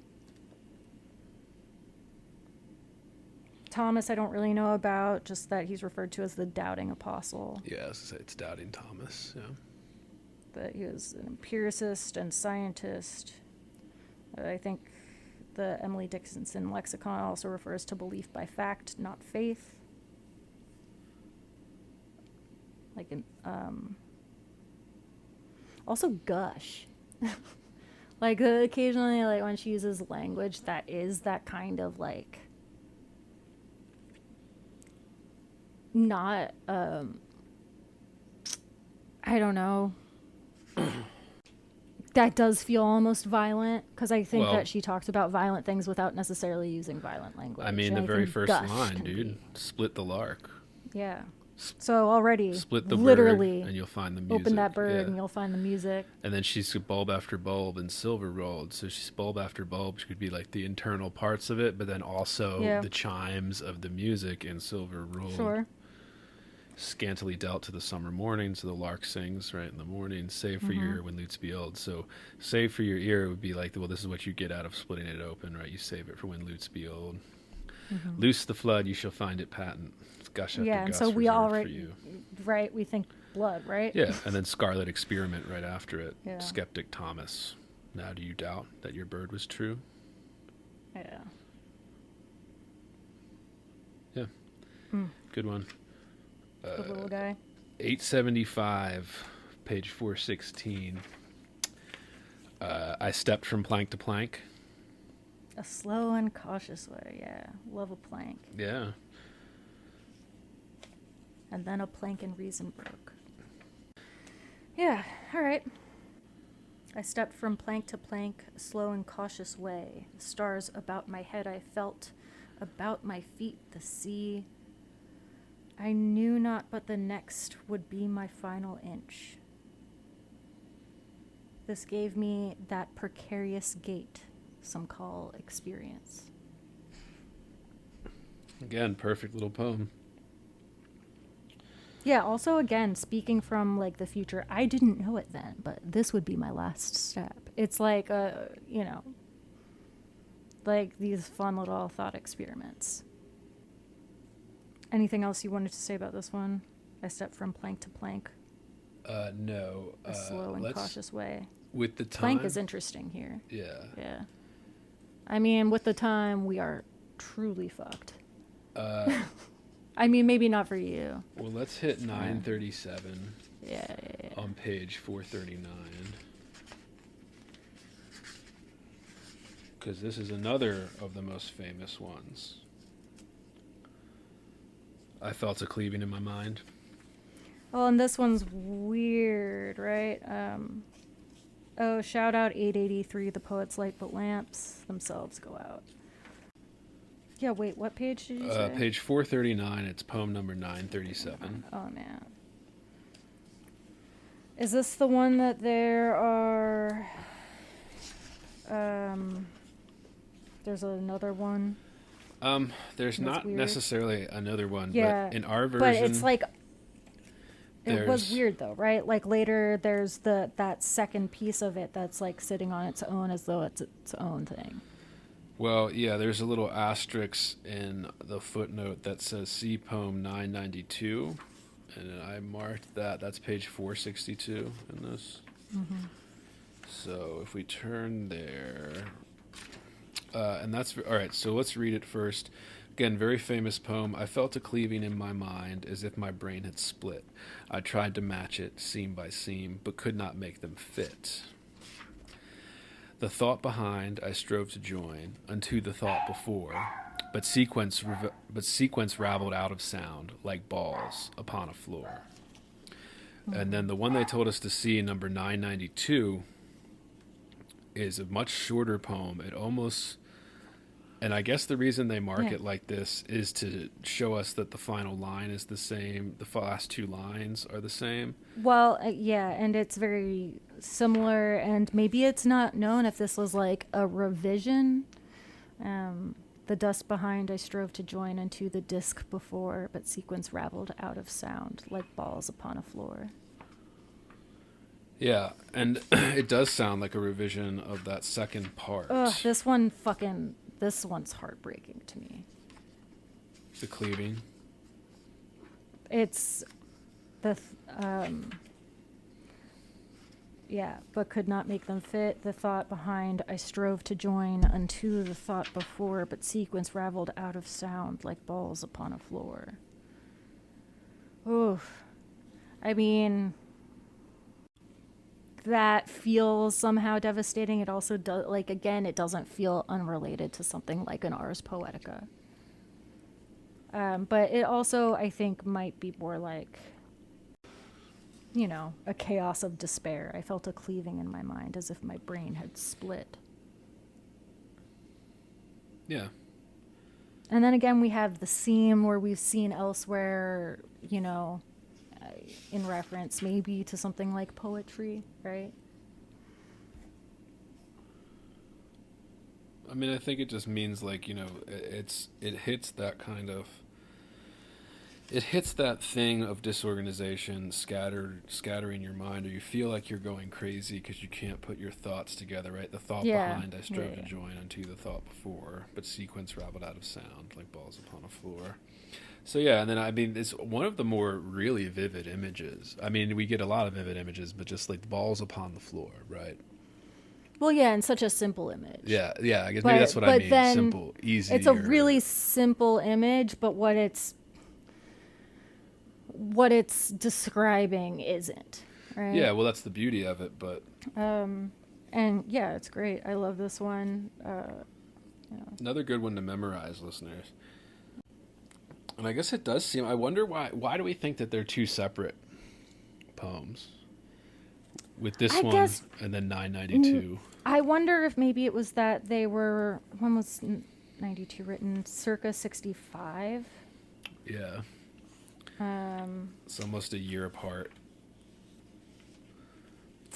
It also makes me kind of question if these are the order that, like, the packets were in, if they were in any particular order. I don't think they all. were. I don't think that this is the order the packets were in, right? I think, isn't that what they say up front? Like, they tried to place it in order of composition, and her packets, I think there are a lot of other collections of Dickinson's poetry that try to follow more closely her thematic. Well, the intro for this one, they said they did try to keep it as strict to the packets that they found. But within those packets, as Vendler talks about in her intro, there's dispute within those, right? And then more recent years, we've used forensic evidence to try and match them up better. But this was, what, 1950, 1960 when this one came out? So, I don't know. I mean, it's just, I mean, we're not going to get an answer. But I think, I don't know. I mean, but maybe they weren't as carefully tucked but away they as also we say think. for the text of this edition of the complete poems of Emily Dickinson reproduces solely and completely that of the 1955 edition. It selects but one form of each poem. Right. Well, I mean, this is the problem with, like, you know, this is why we just spent all that time talking about, you know, keep track of the stuff you're writing. Treat them as a little bit of sacred, something that you're going to keep just for yourself. Even if nobody else reads it, keep it in the best order you can, because then it becomes so difficult to know.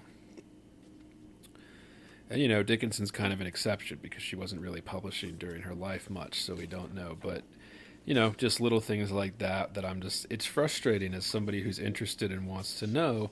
Well, we can't come up with a good reason. I thought, now I'm going crazy because I really thought that this text was, I thought this text was just following chronological order as opposed to the order of her packets. But I also felt really frustrated by other, I think it's doing both, is what the intro said. Okay. Yeah, I don't know. I can't go back here. Which is why the numbers are off from this to the Vendler. To write the date of publication. The order of the poems is that of the Harvard edition. There, where all copies of poems are reproduced, fair copies for recipients are. Yeah. I don't know. Well, and the numbers are arbitrary because the numbers were assigned, and this is just an estimate of the order, you know.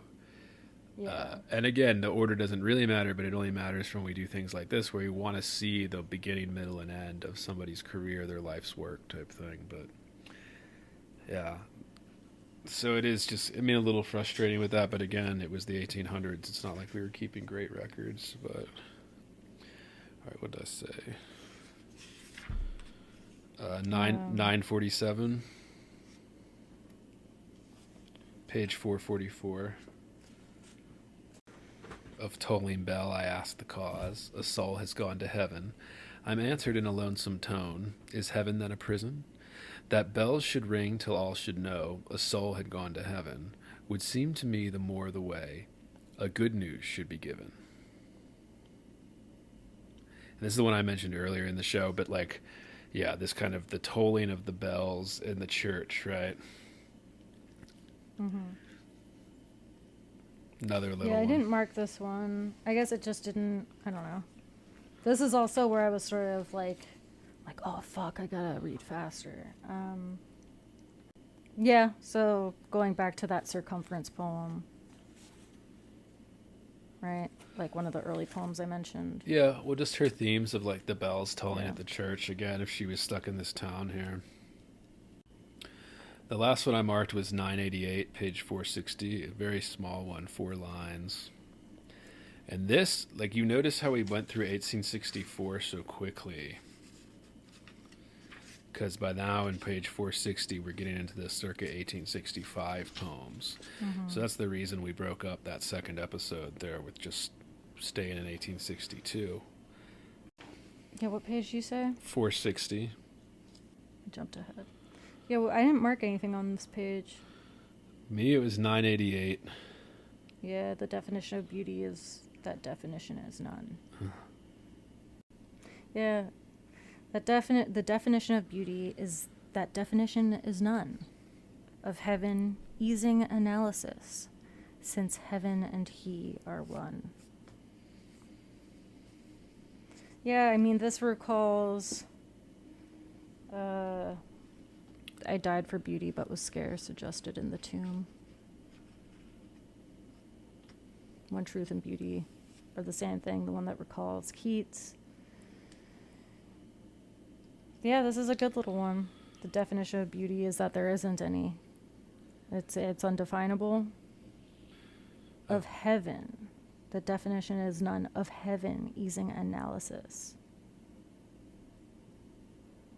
Of beauty. Of a definition of beauty? Yeah, since heaven and he are one. Yeah. And he, I would say, is beauty in this. Mm-hmm. Yeah, me too. Yeah. But that's another one to memorize, because I have these marks. I have separate marks for ones I want to memorize and then ones that I want to just talk about. But that was all I had. Up until 500, yeah. Yeah. I mean, yeah, I think the last one I had marked, I feel like meh about it, you know. Well, did we hit everything you wanted? Was there something else? Before we close out? God, we have so much purple. She fucking loves purple. Purple is fashionable twice. It's an important color. I mean, we discussed a lot of the things I wanted. I really liked earlier one I mentioned, one need not be a chamber to be haunted.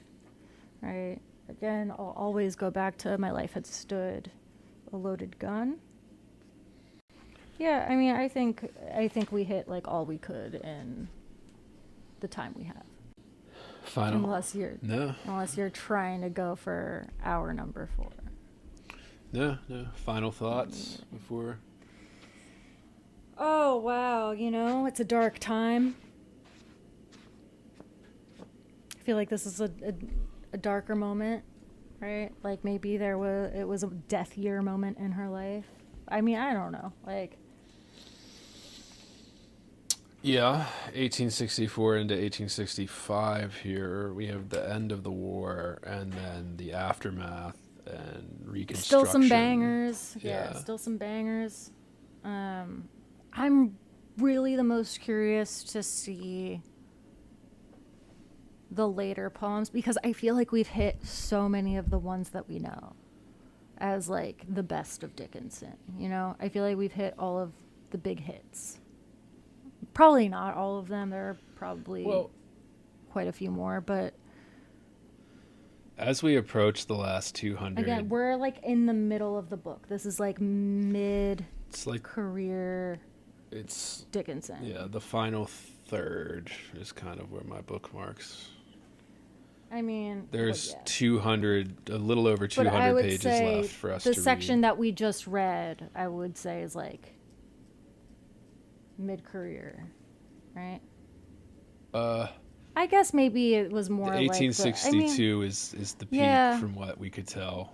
Just by like reading that section and then like how much she produced in that, time. It's a lot. But yeah, there's a lot to cover, but whatever. So yeah, we left off. So by page 500 starts poem 1108.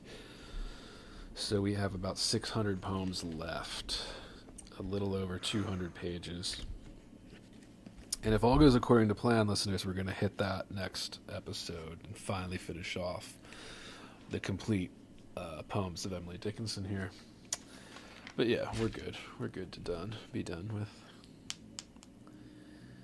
A reminder to listeners, we're still looking for those workshop horror stories. If you have a workshop horror story, bad experience you want to share with us, send that into heavyboardpodcast@gmail.com. That'll be a lot of fun. Yeah, we know you have one. Yeah, we know everybody's had one. And don't hold out. There's also this weird thing, and the reason we want to do this is because there's this like weird, stupid thing in a lot of graduate programs where they treat the workshop as like some sacred space or something. And I think a lot of young writers also feel this way. Yeah. I don't think that I am above feeling that too. What they mean by it is that this is a place where you can.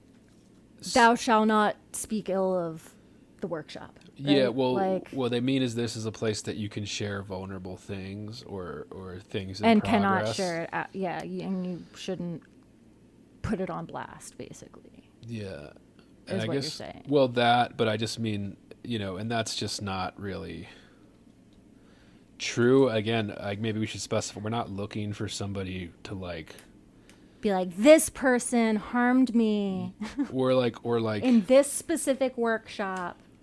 Or like, yeah, people being mean about your work necessarily, but we are trying to just show that it's imperfect. Yeah, when you're doing a workshop, that it's okay to be like rolling your eyes at how everybody's treating this. Like it's okay to be like, oh, fuck this workshop, like. Yeah. And really what we're looking for is those like extreme examples where like the entire workshop gets hijacked by some bullshit because somebody brought up some bullshit. Where you're the only person who can possibly know that because well, no, that's not true. But it's just like,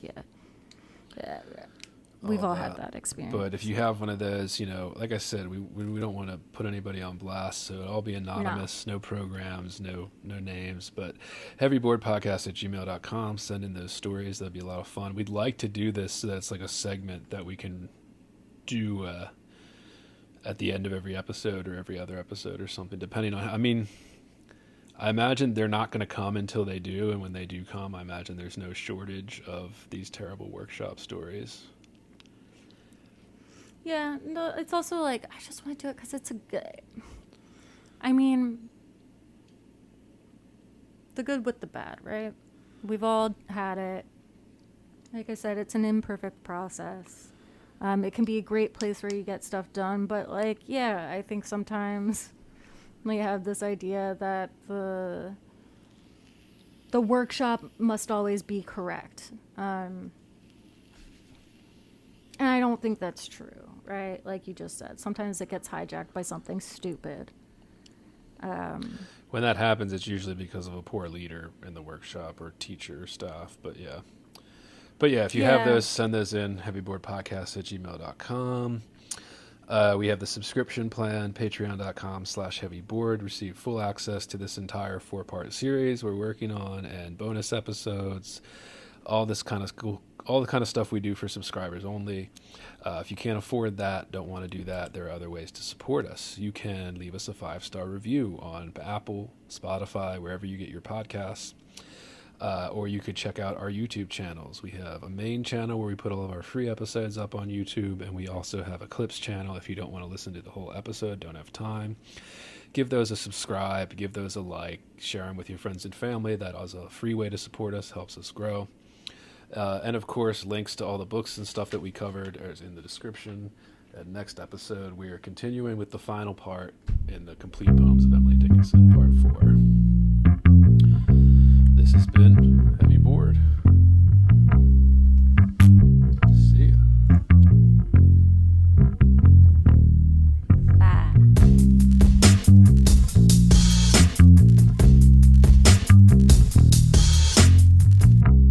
Heavy. Bored. Heavy. I am heavy Bored. I may say that the male is entirely hostile.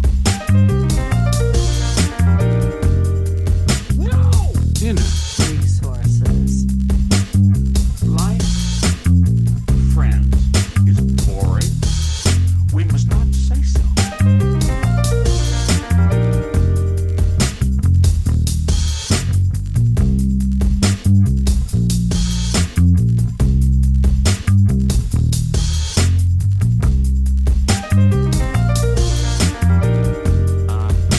Are you radioactive now?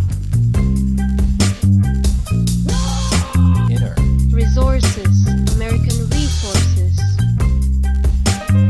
Being bored? Some activities are intentional, right? It shows such a lack Heavy. of gratitude for life. Bored. I aspire to boredom, I Heavy. should say. Bored. Heavy. I am heavy Bored. Has you the night sweats and the day sweats, pal? Pal, I do.